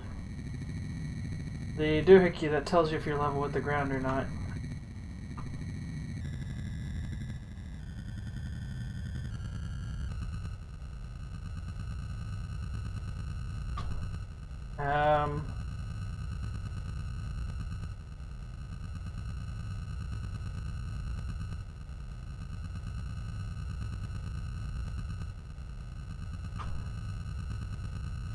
Okay.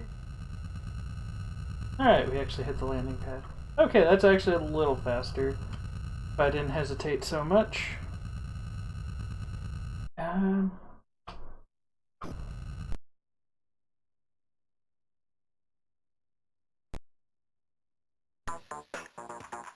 Walking inside the medical examiner's office is a truly depressing experience. Long, cold, dark corridors and stainless steel utensils everywhere. Gotten so busy down here they've had to install a conveyor belt. Wonder how much longer I've got before the meat wagon brings me here. For my ride down the assembly line. Yeah, for my ride down the assembly line. John Richards, the ME, meets me in the examination room. It's pretty strange, but it would take someone who's pretty strange to do a job like this.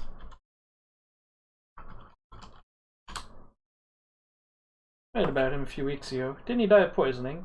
Isn't it strange how many accidental deaths and suicides have occurred lately? Yeah, it is a little strange. I don't think they're accidents at this point.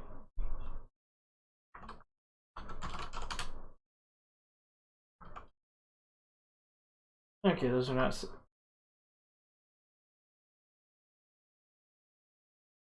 I don't think you know anything about this, so...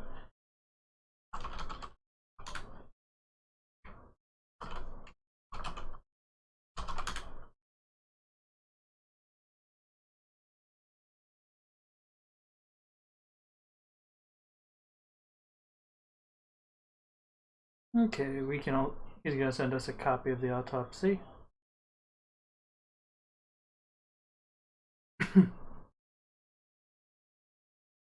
Let's see.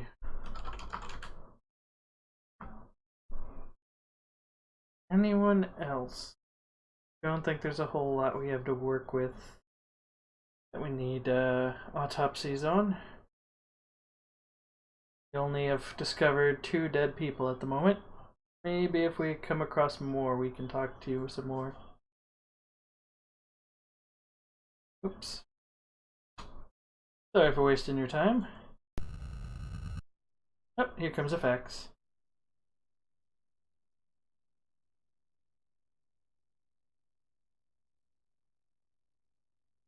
Alrighty.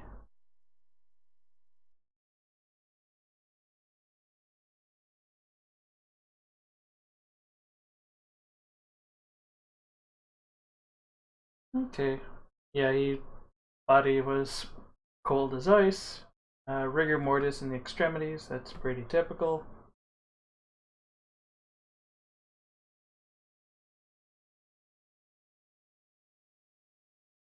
Small burr hole in the skull indicates recent surgery. Structure at base of brain intact. Neck shows massive damage to spinal cord caused by severe impact. That does not sound like suicide. That sounds like getting hit in the back of the skull. Or rather, getting hit in the back of the neck. And then pulmonary system is purple and shows large amount of blood and frothy fluid in the chest and stomach. That sounds like internal bleeding. And death caused by massive shock and drowning. That sounds fishy. This doesn't quite add up.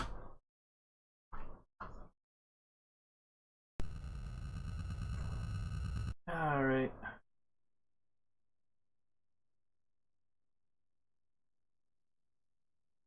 Let's see, where to next? Couldn't figure out anything meaningful to do with getting to the ape cage with the box at Cal Davis's. J. St. Gideon didn't give us a whole lot of new information. Other than that he is absolutely not involved in Carl's death. At least if his alibi holds up, which it probably does, and I don't know if he would have it in him to overpower Carl.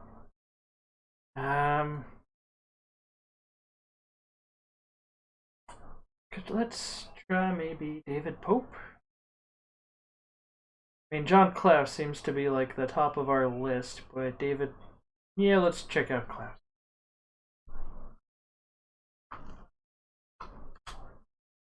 Oh right, he's way out in Reno. Yeah, no, I'm not doing that I'm not doing that manually. I'm going to set that to autopilot.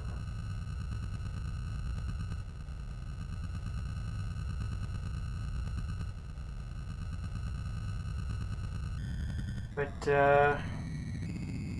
yeah, the number where it says 063063, that seems to be the degree the degree on a circle that you're facing.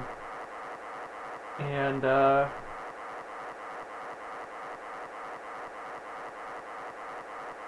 as we can see here, it is waggling a lot because it can't quite get to 64.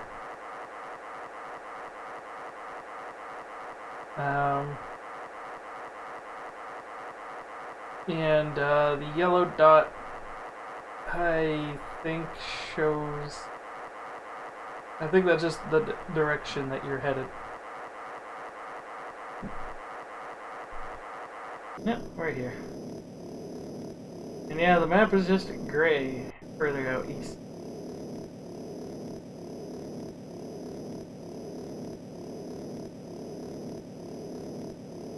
I see that the game is keeping track of time, how long you've been playing, and it's 3 hours and 3 minutes.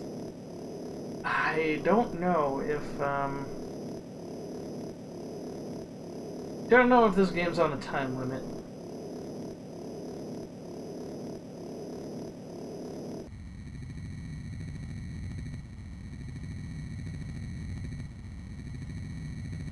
I also don't know what P or B is.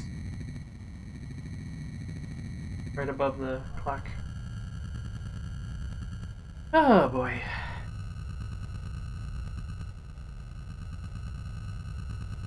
Not entirely clear what is above the glove box either. To the right of it looks like it's... Not sure either. I'm also curious where the video phone is. I don't see it. Oh jeez.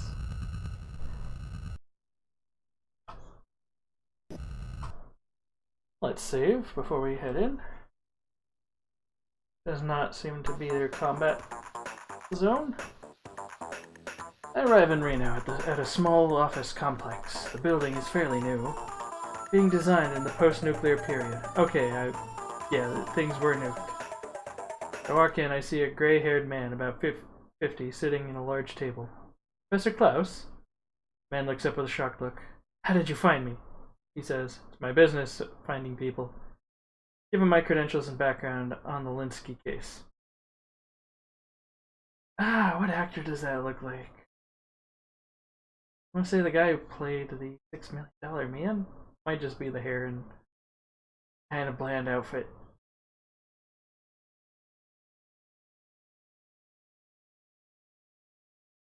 Tell me. What can I say other than she's a babe? She can really move on the dance floor. Oh, that's a precious smile.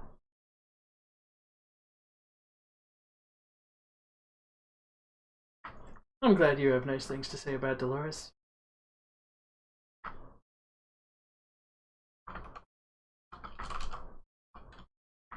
Sylvia? She's Carl's daughter. Imagine she's grown up by now.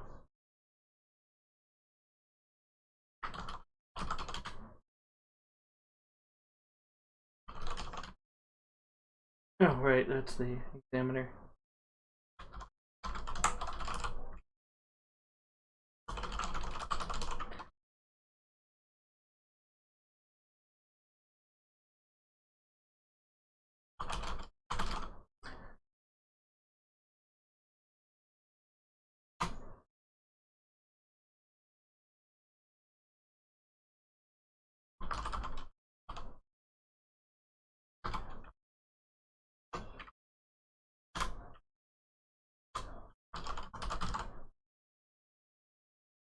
Um,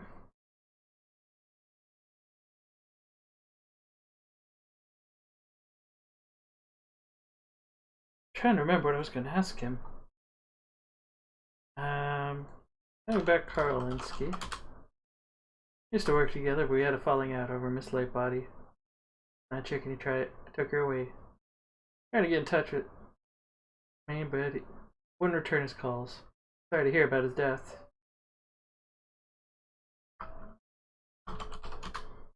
Hired by MTC, which is Management Training Center. Put me to work on a project called Overlord. Soon discovered that my work has nothing to do with management training. Yeah. And that was a troubled little face twitch.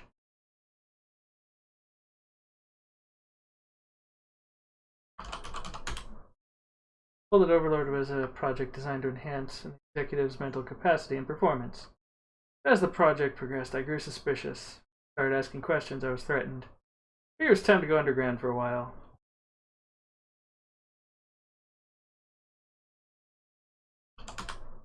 Given a Nexus terminal, a pass card, and a password by MTC to work on Overlord. This allowed me to access the central computer.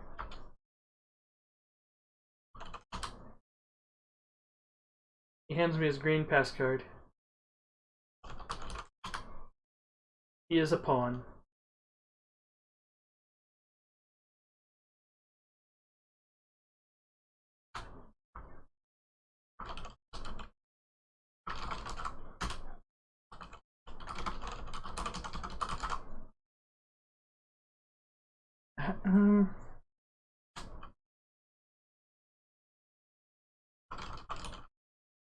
You know Aaron Sternwood. You don't know David Pope.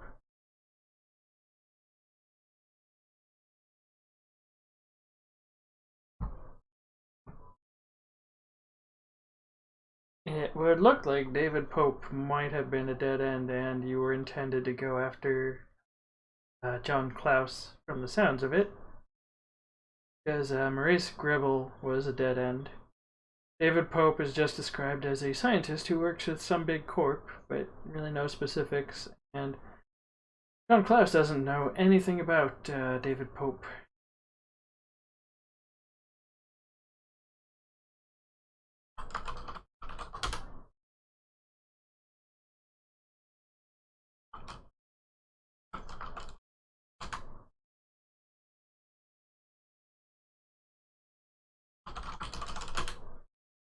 I don't like him, but what can be done? They have as much right to express their opinion as anybody.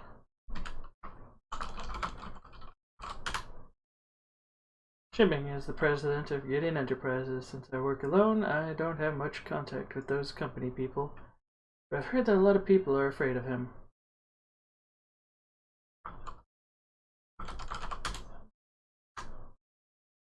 Tell me about Blaze Wiener. Damn.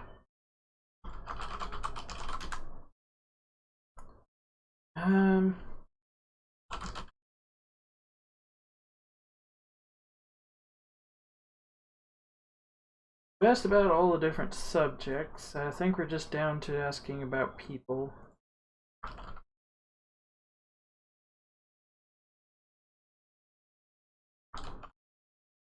Okay.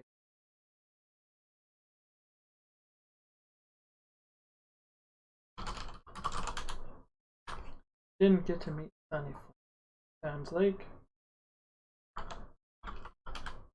Doesn't know Wanda Peck.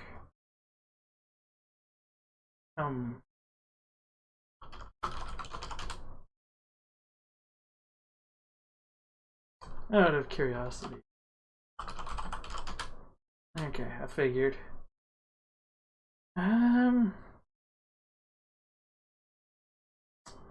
I believe we are out of things to discuss with John here.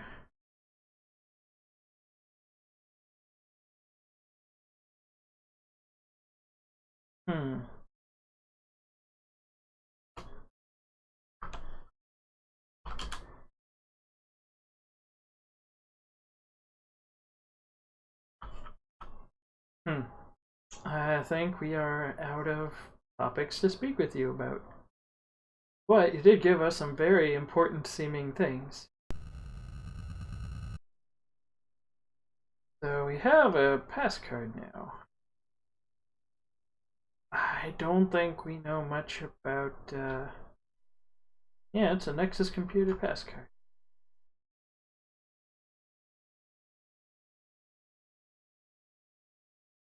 Control of primate behavior through microchip technology. I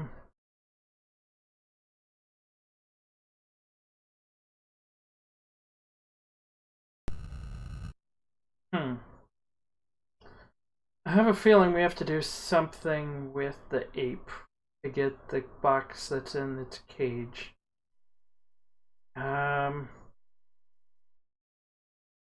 Just to confirm, I want to make sure that David Pope is indeed a dead end. Oh wow, he's all the way up in Eureka, I think that is? I think that's what it's short for. But, just want to make sure that David Pope is a dead end.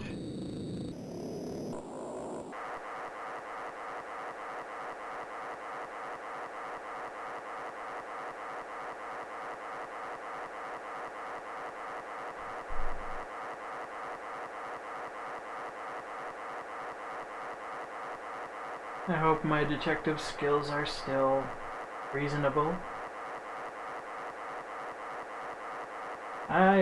I was for many years legally a private investigator in Nevada. For what that's worth.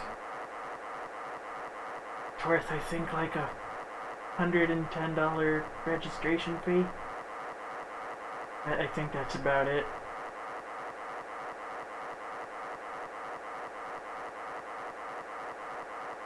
It's still something really snazzy, you can tell people.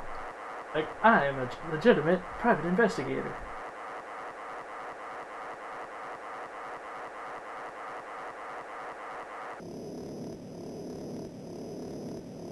But, private investigating is honestly about as easy as they make it look. You just have to have a, moderately sharp mind and, be able to put together patterns and evidence, and granted, the context I did it in was mostly for undercover mystery shopping, but that's a discussion. Not really relevant to what's going on here.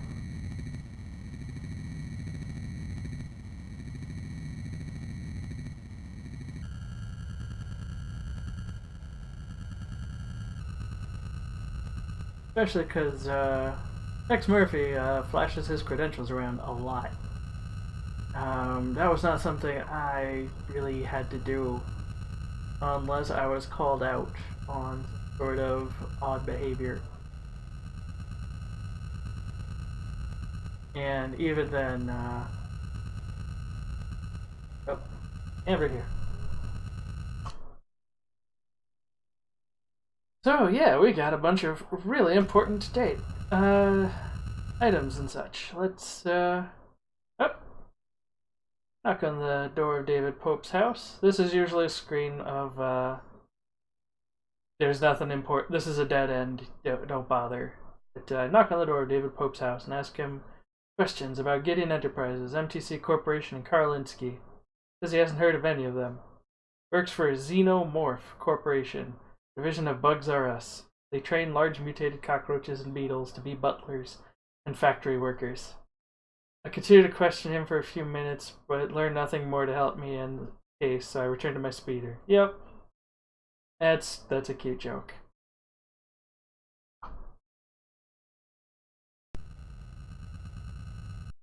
Alright.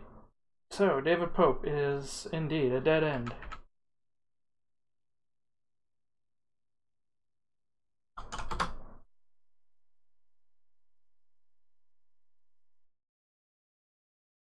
He works with bugs. It's implied to be, well, he does say roaches and beetles, but... And yeah, I believe all of the gray area on the map is just, like, desolate nuclear wasteland, and it seems ironic that California is one of the only states spared of atomic annihilation.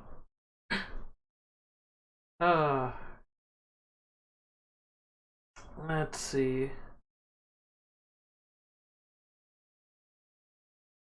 Maybe we had to talk with Ron Meat about Larry Hammond about something. Let's quickly do that. 4525. Back to San Fran. Here we go.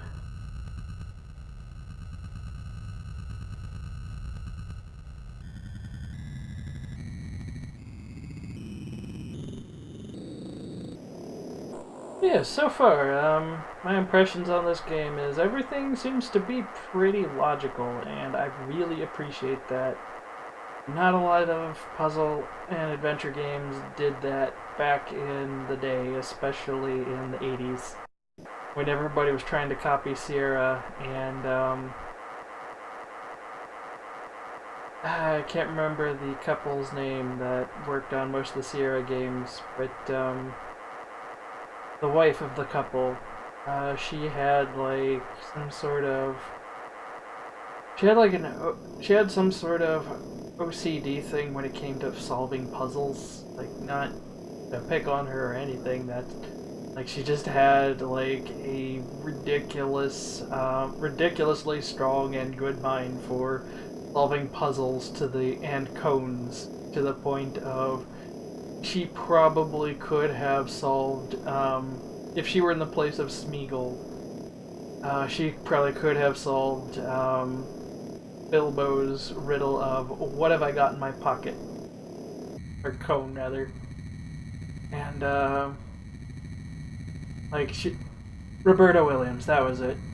And most of the games as such were really abstract to really keep her and her mind, get her really active puzzle solving mind busy, and it unfortunately led to being a little too abstract for a lot of the players.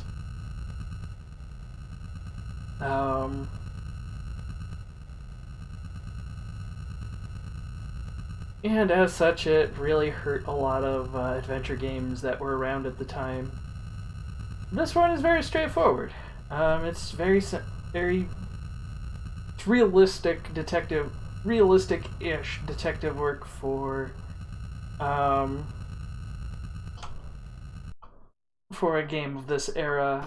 I think only Police Quest was more realistic, and that one was realistic to a fault. As you basically had to follow like the police handbook to the letter in order to beat the game, and there was nothing more complex than that. It basically just went down the list of all the hypotheticals. Anyway, the base of Coit Tower, I wait for Ron Meat. Finally see him. His radiation burns over most of his face, but he has a nice eye. Too bad he doesn't have another one to match. Come over to the side of my speeder. Here we go, we finally met a mutant. I'm glad. From what I understand of the series, one of the other things they had a lot of fun with was all of the makeup and special effects.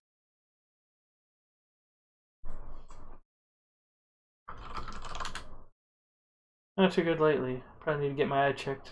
Probably need a monocle. Ba-da-ba-ba-da-ba. Let's... Larry Hammond. You want money. Oh no. That's not good enough. How about a threat? I've got bones of glass and skin of paper. I can fight you. Time to get tough. I get steely-eyed look and say that I'll air out that oversized skull if I don't get facts now. Slam my fist into his soft, flabby stomach and he buckles over. And then, oh hey, we actually managed to beat him. Also, that is the actor, I believe, who plays Tex Murphy for the entire series. This is one of the few pictures we get of him with any kind of a close-up. But man, that's a goofy looking punch. That's enough, I'll talk. Find him in Freaktown at the old warehouse. This is the only instance so far that threat has worked, or has been something that seemed contextually appropriate. Tell me about Wanda Peck.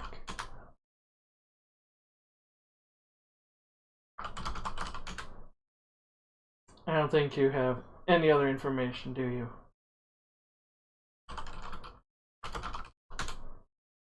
Yeah, that's what I figured. Oh boy.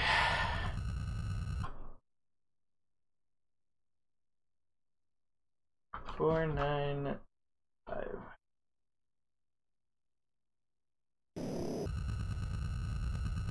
Yeah, that's not that far.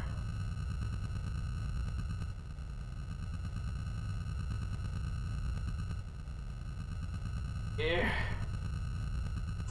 Just gotta match 255 and go forward. Try not to smash into anything.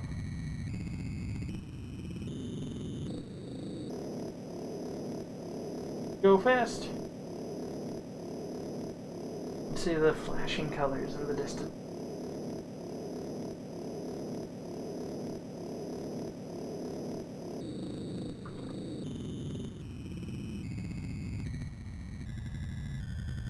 Way too fast.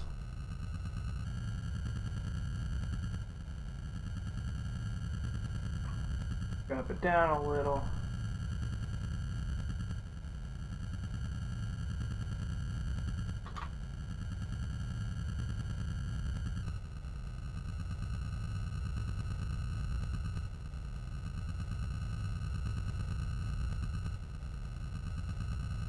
little.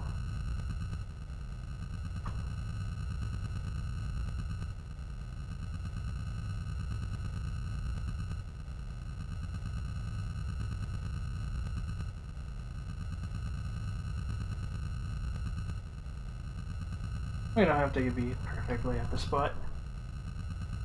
Alright. Alright. Address I have for the mutant computer specialist Larry Hammond is the King Old Warehouse building in the heart of Freaktown. This is where most of the unfortunate individuals who have suffered severe damage from nuclear radiation. Many of their offspring suffered genetic damage resulting in some rather grotesque mutations. Most were treated as outcasts and were forced into this community, away from those not affected. I stepped through to a partially open doorway into a large room. See several large mutants. None of them look too happy to see me. Looking for Larry Hammond, I say, quickly. Fellow steps forward. About 30 and looks like he's got a serious grudge against the world. Some people are ungrateful for extra blessings. He was born with all his vital organs inside his body. My name is Larry, and this is my brother Daryl. Feel free to speak in front of him. What can I do for you? Hi, Larry and Daryl.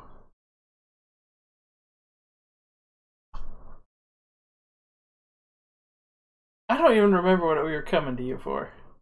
I guess talking about Overlord? Ah, so it was. Wondering... what are those symbols in front of Overlord? AK? Overlord is the continuation of a project that was attempted in New England 50 years ago and failed. Now with new technology, they're attempting to control the actions of an individual through microchips and satellite transmissions. Okay, that's cool. I designed the Nexus system. There's a main computer and 8 access terminals, but I also built a failsafe into the system. To stop the Overlord project, you will need all 8 passcards and passwords. Oh god. We have 2 passwords and a passcard. Find the location of the main Nexus computer. Insert the passcards into the main computer, and you can initiate the self-destruct sequence. This will destroy all data in the relay satellite as well. Crap.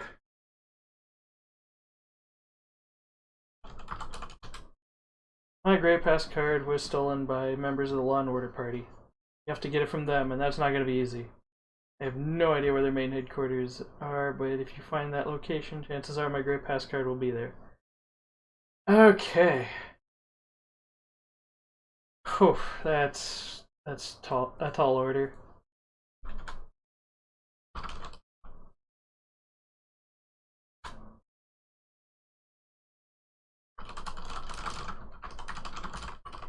Let's take some notes on Larry here. He is a programmer of the Nexus computer.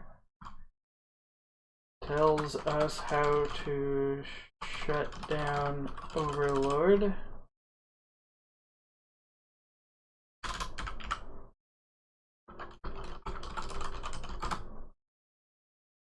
Insert 8 cards and 8 passwords.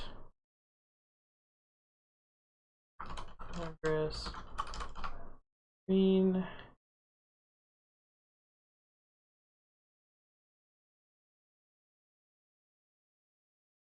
Passwords.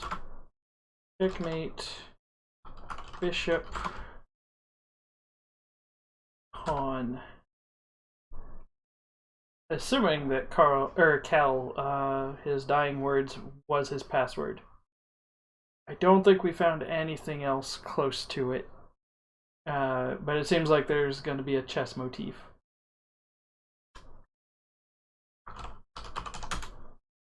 His password is king. Understandable.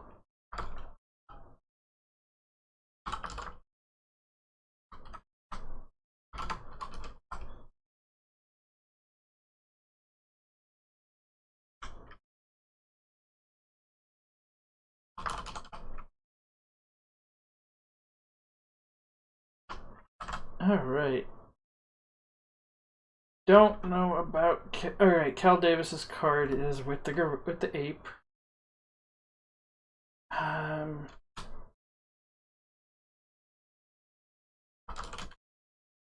Don't know Blaze Wiener.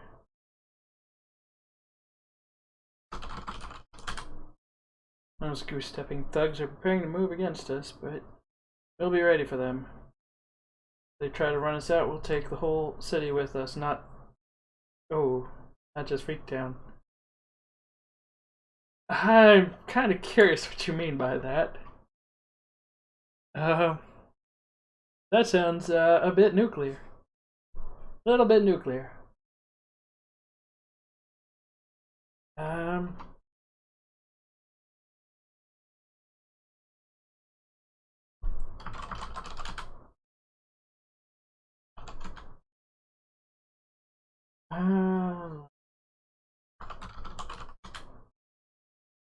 Tom Griffith, the Vice President. Okay, Tom Griffith, that's a new name. We should look into that name.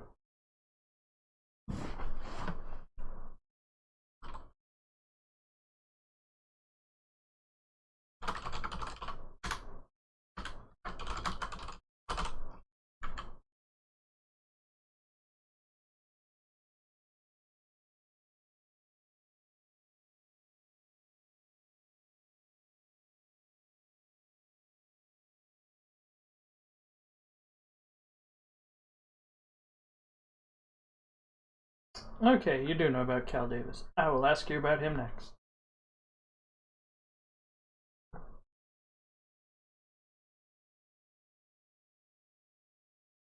You're repeating yourself a bit.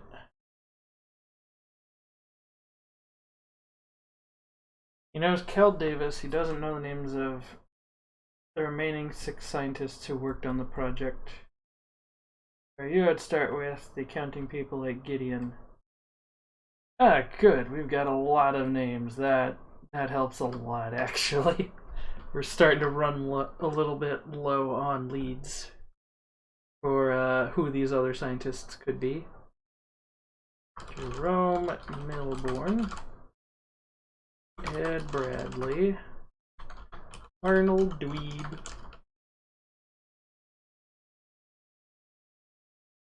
and these are all accountants.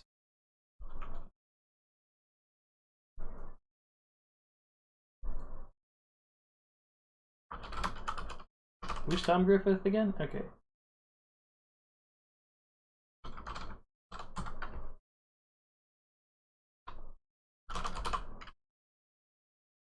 Trying to keep track of what these people do exactly, because I was starting to lose track of who was who and what their function was.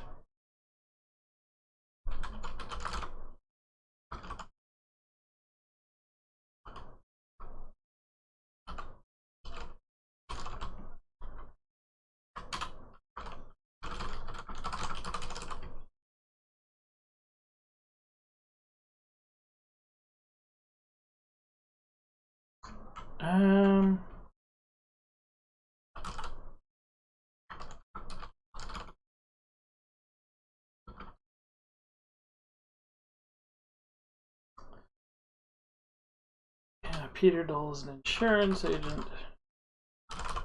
Okay, pardon for all that typing. Let's ask about Cal Davis.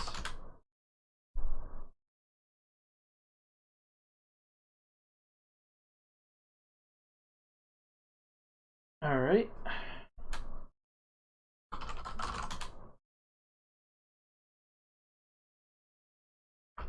Most people think I'm two-faced. I think it's because I'm usually pleasant, but Daryl's so ornery all the time. Oh, that's a winning smile.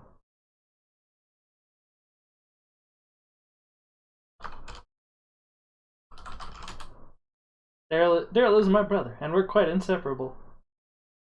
Ba-da-ba-ba-da-ba. Let's see.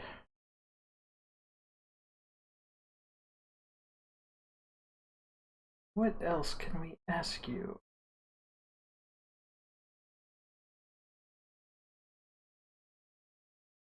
But yeah, this sounds like the optional plot of Shadowrun for the Sega Genesis. Where you basically have to stop a world-ending catastrophe.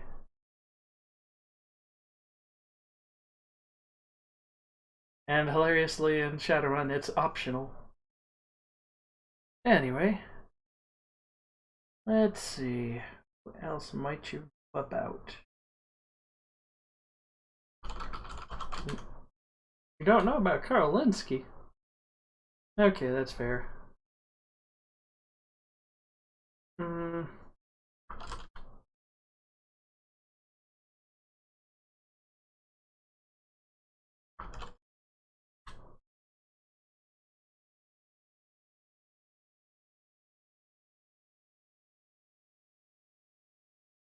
Okay, we can't really press him for more information.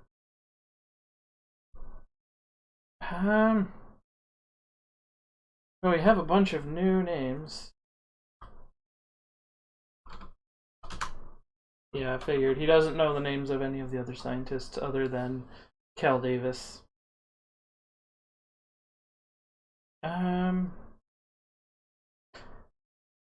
Okay, yeah, we have to talk to the accountants and figure out who else is on the list. I'm not sure how we're supposed to ask that, because I don't know if we have really any. As far as I'm aware, so far in the game, there hasn't been like new keywords. Just been the same set of keywords. There's basically 8 subjects that you can bring up other than character names. So I'm not sure if there's if I missed something. So I'm gonna assume that we'll figure it out as we go.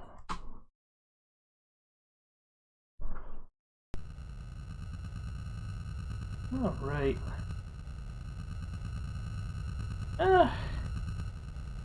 We've been running for a while. I think another 10 minutes. Let's see.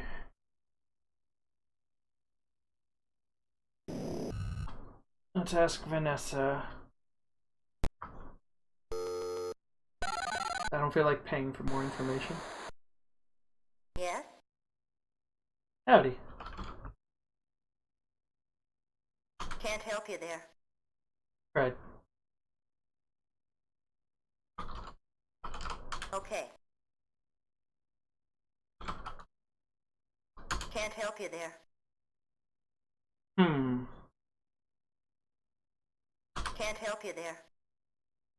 So out of the 4 new names we have discussed, we can get 1 from Vanessa.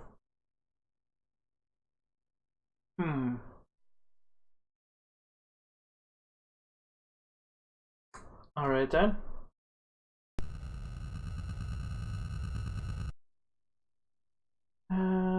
Hmm.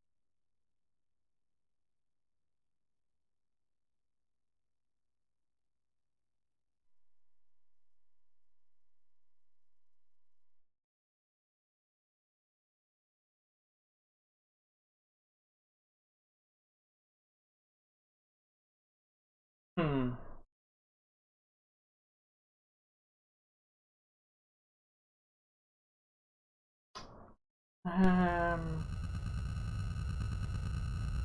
little bit at a loss. Take off to get away from those flashing colors.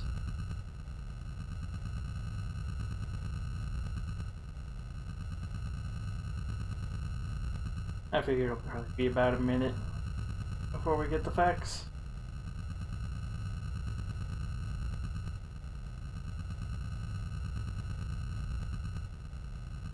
There it is.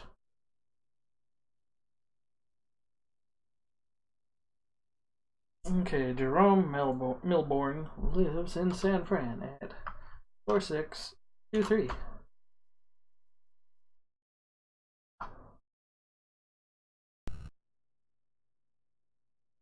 Four, 6, 2, 3.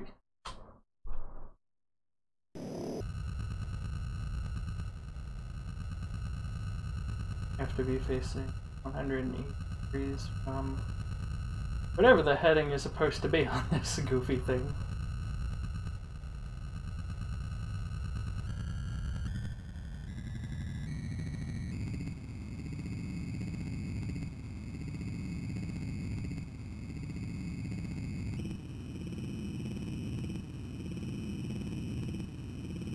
Yep, that's it in the distance.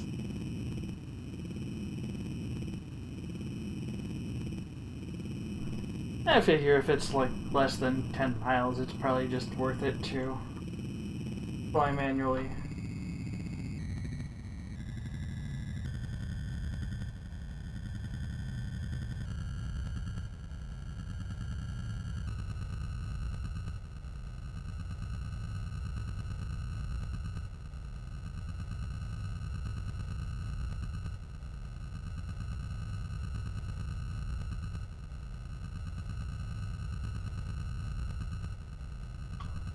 There we go. Close enough for government work.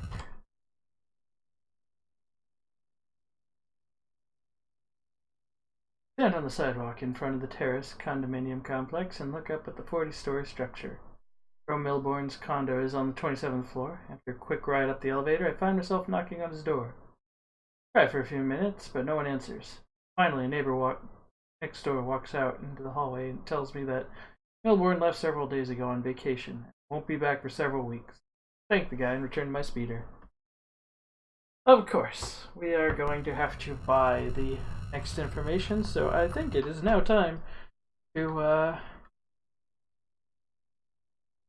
I don't think anybody's gonna blame me for getting rid of the silly, fruitcake gag. We could also probably stand to get rid of the gallium arsenide.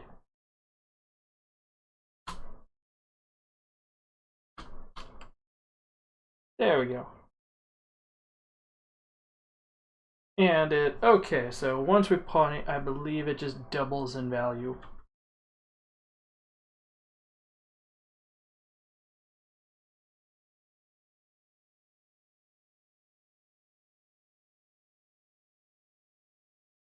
Alright. Well, time to bite the bullet. Let's see how little we can get, how little we can pay and get information.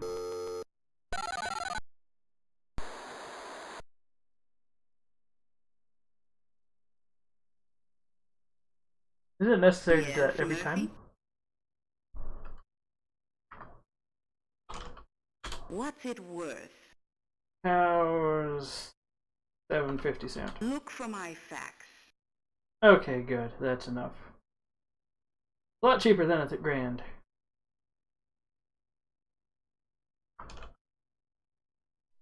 What's it worth? Look for my facts. I'll take it. I'm gonna hold off on Tom Griffith. I'm gonna see if I can squeeze that out of the accountants.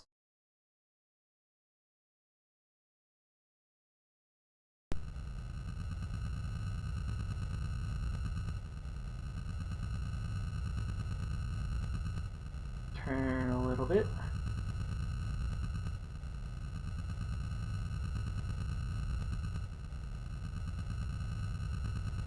I say, this is a really snazzy flight sim.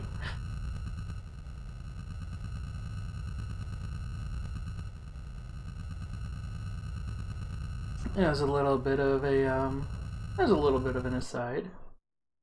Okay, first let's check out the facts and get some numbers.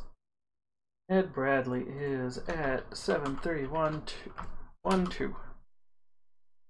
How about Arnold Dweeb, who should be here time, but oh, there it is. So, old school flight sims, because processors were pretty limited. Oh. He's agreed to meet me at the Oakland Coliseum near the 50-yard line. I get a feeling that's going to end violently. It's mostly because in most detective things, when you go to meet the contact at a nondescript or at a location that's not their home and somewhere not that's supposed to be discreet, that's usually where they get killed. Let's check in Bradley. But due to the fact that older computers had limited processing power, the way they would try and cheat for a lot of flight simulators, even when they would port them to consoles. That's a ways away.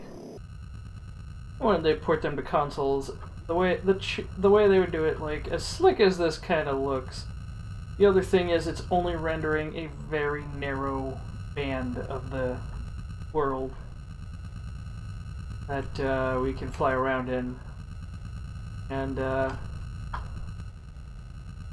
generally speaking, if it were a few more pixels vertically taller or shorter, or if it was a few more pixels taller, it would run very badly, and you can actually see at the edges of the red sky where the car's ceiling should stop, and it should be more sky that you would see. It's instead black, and likewise at the bottom corners of the windshield where you would see ground, it's black instead of rendering what's in the actual window.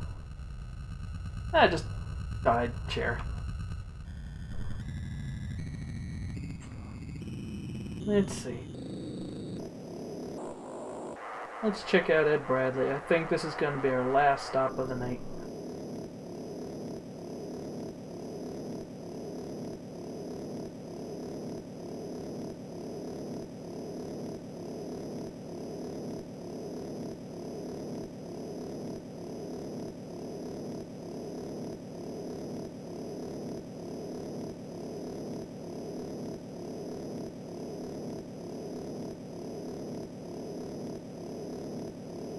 I would have pointed to those particular spots, but I forgot to turn on the capture cursor movement.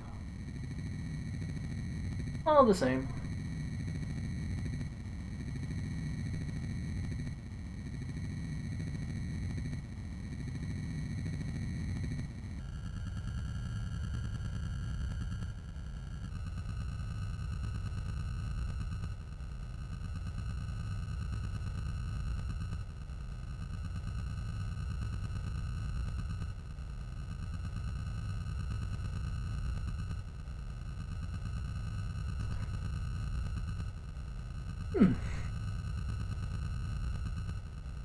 Pardon me. Alright.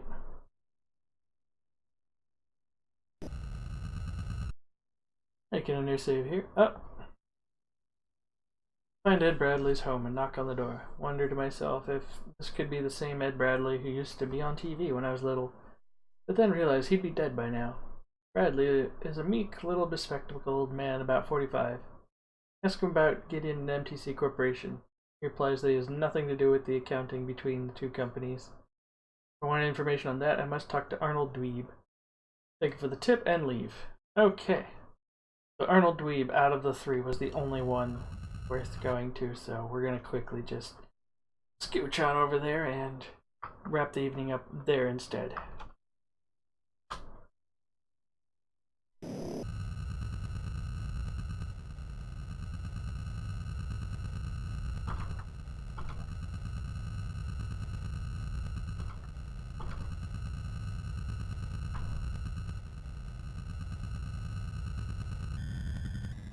We also discovered who Blaze Wiener is, and we're gonna have to visit him eventually. Or her.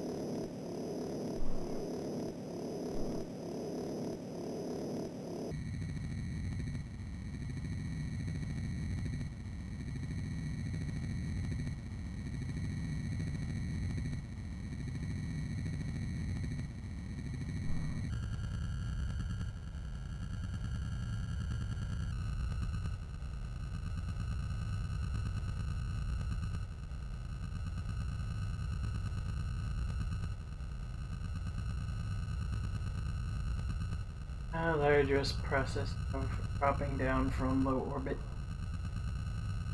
Well, I assume like 11,000 feet.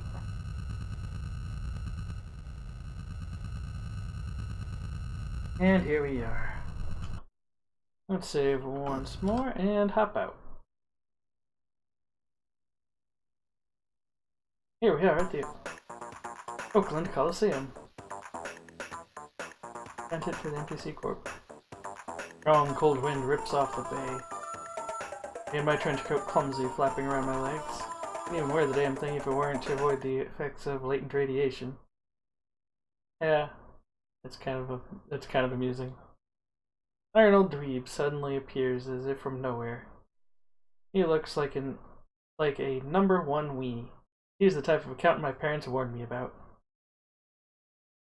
Oh man, that is such an 80s nerd look. Oh man.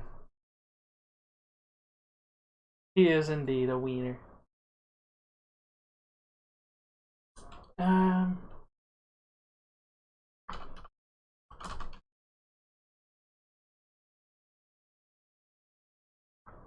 Crap, you want money for stuff.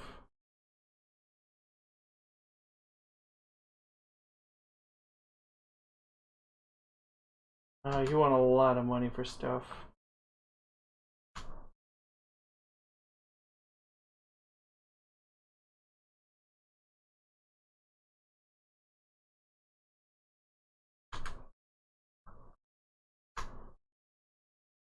Jesus Christ.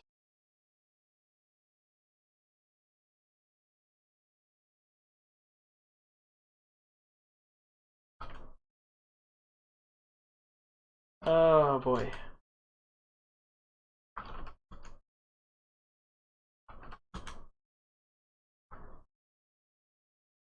At least there's no failure state for continuing to bribe over and over again.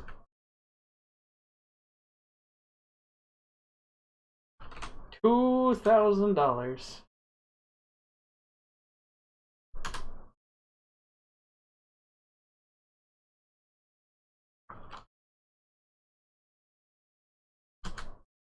That is all I have, sir.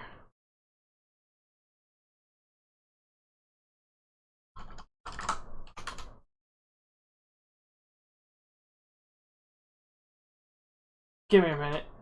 I need to sell some crap. Oh, this nerd. Oh, this nerd.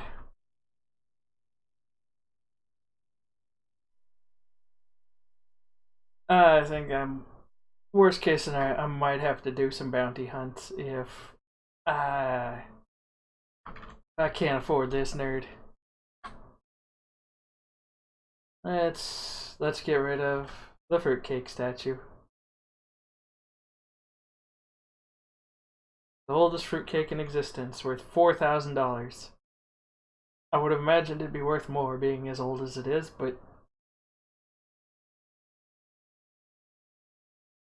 whoo doggy.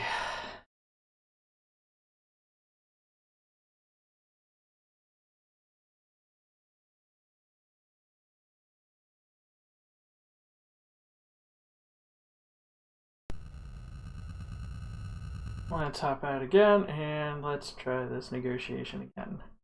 Let's get the little theme song playing again. Tell me about NPC Corp.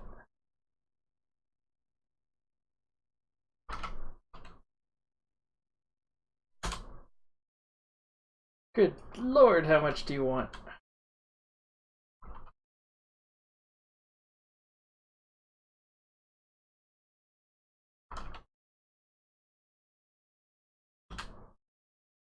Wow. Wow. Here's a list of people who have received checks from MTC. Also included some of the navigational codes to help you find them. Don't tell anyone where you got this list. Carl Linsky, Ron Morgan,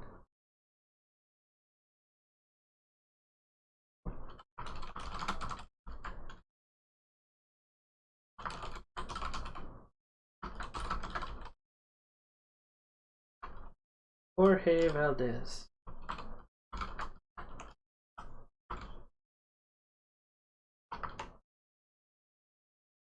Brenda Perry. Greg Call.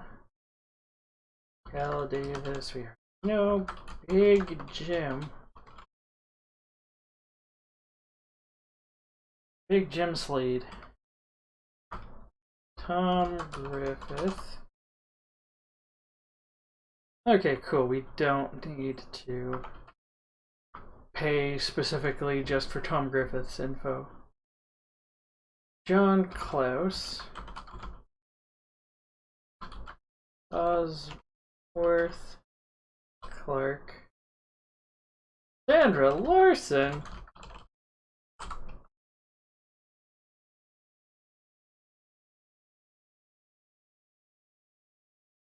These are all people who got checks from MTC.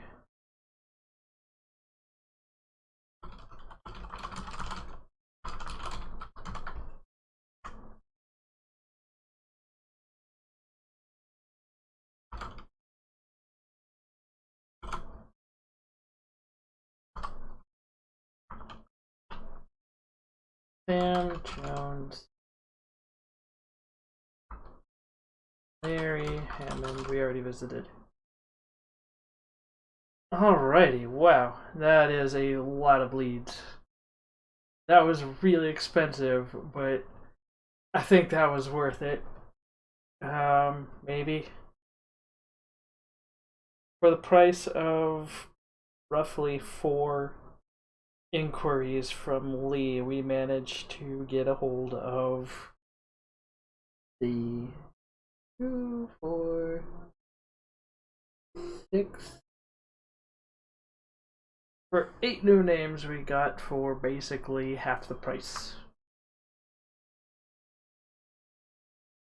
Oops. Alright.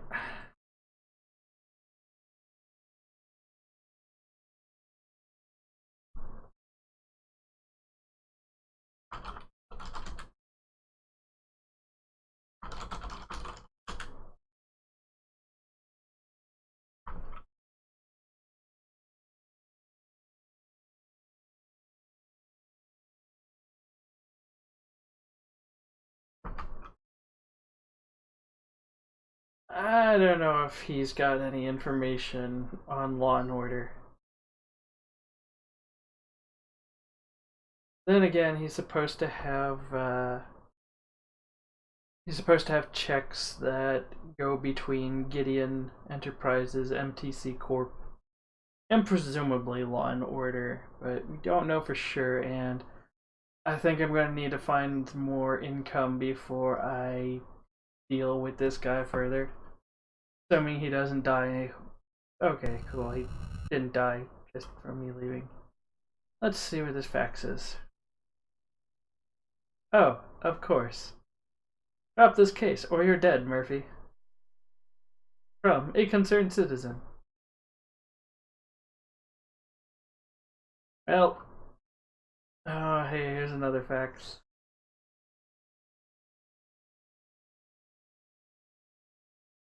Oh. Okay. Anytime you meet with him, you get that fax. Wonderful.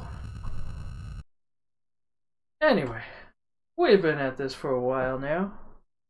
Bit over 2.5 hours. Close to 3. Close to 3.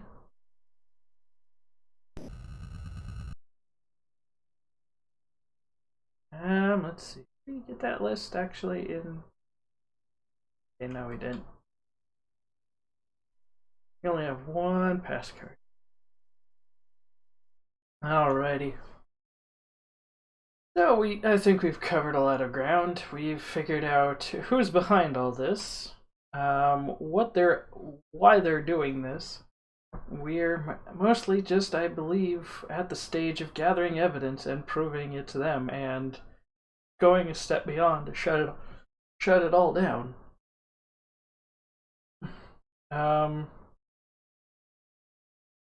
I don't think we're doing a good job of figuring out getting definitive proof to basically change the insurance broker's mind, though, on right, I keep forgetting her name. Sylvia Linsky. I don't think we have enough for Sylvia to get her inheritance yet. Which is the main reason we were hired on for this, is to get evidence that her father's death was actually not a suicide.